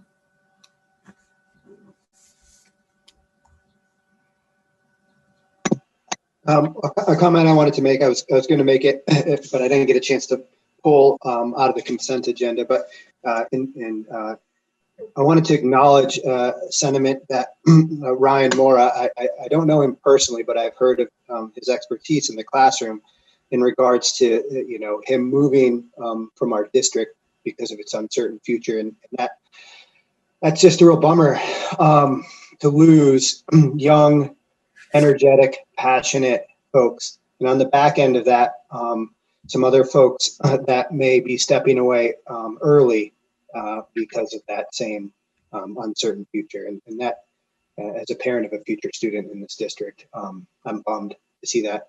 And secondly, as we get closer to the end of the school year, I do want to express, as the child of 2 public school educators, career educators, that how thankful I am for all the work that not only teachers, but our staff, our admin have done throughout this school year and throughout this year. Is one of my favorite folks. Pete Buttigieg put it, teachers should be respected like warriors and compensated like doctors. And so I just want to acknowledge, because I know that there's folks on tonight that have been in the trenches. Thank you. Okay. All right. Not seeing any more hands. Okay. Oh, Kristen. I'm going to cry. I want to congratulate the class of 2021. They've been through a lot, and God bless them all, and I wish them well in their future, because I know it's been really hard. And I know that this week we're able to salute them by sponsoring them and doing a little bit for them at the school. But wow, they did it. It's awesome. It's really awesome. Okay, thank you. All right. Chris Pearsall, do you have the evaluation up? I do. Okay. All right. All right. What is the level of engagement of all board members, high or low? Going with high. Yep, I'm seeing thumbs. Was the agenda followed? Yes or no? I'm just gonna go with yes, because you guys pretty much stuck to it. I'd like to say, as the minute taker, I guess this was my title tonight. Timekeeper. Timekeeper. Yeah, not minute taker. Timekeeper. We had a lot of lively public discussion. If you set that aside, we pretty much stayed on our agenda from a time point of view. You're hired, Kevin.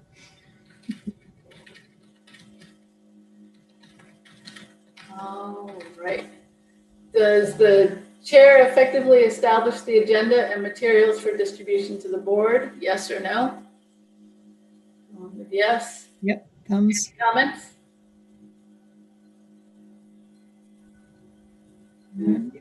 As a no. Is the chair effective in fostering a professional culture regarding fair and open deliberation, full participation of all members, and ensuring the integrity of the board process? Yes or no? Yep, I'm seeing lots of thumbs. Any comments?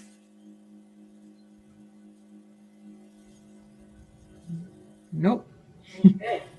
Other feedback for the chair?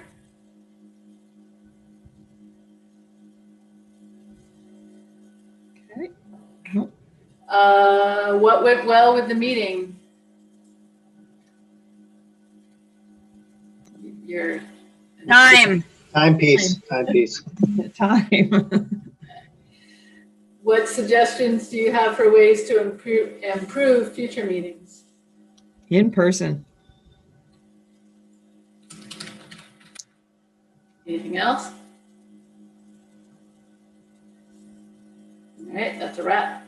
All right. So is there a motion to adjourn at 8:28? So moved, Andrew. Andrew?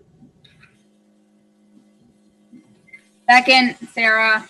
Thank you, Sarah. All right. All those in favor of adjourning at 8:28, please say aye. Aye. Aye. Any opposed? Any abstentions? All right. Thank you. See you in a couple weeks. Yeah.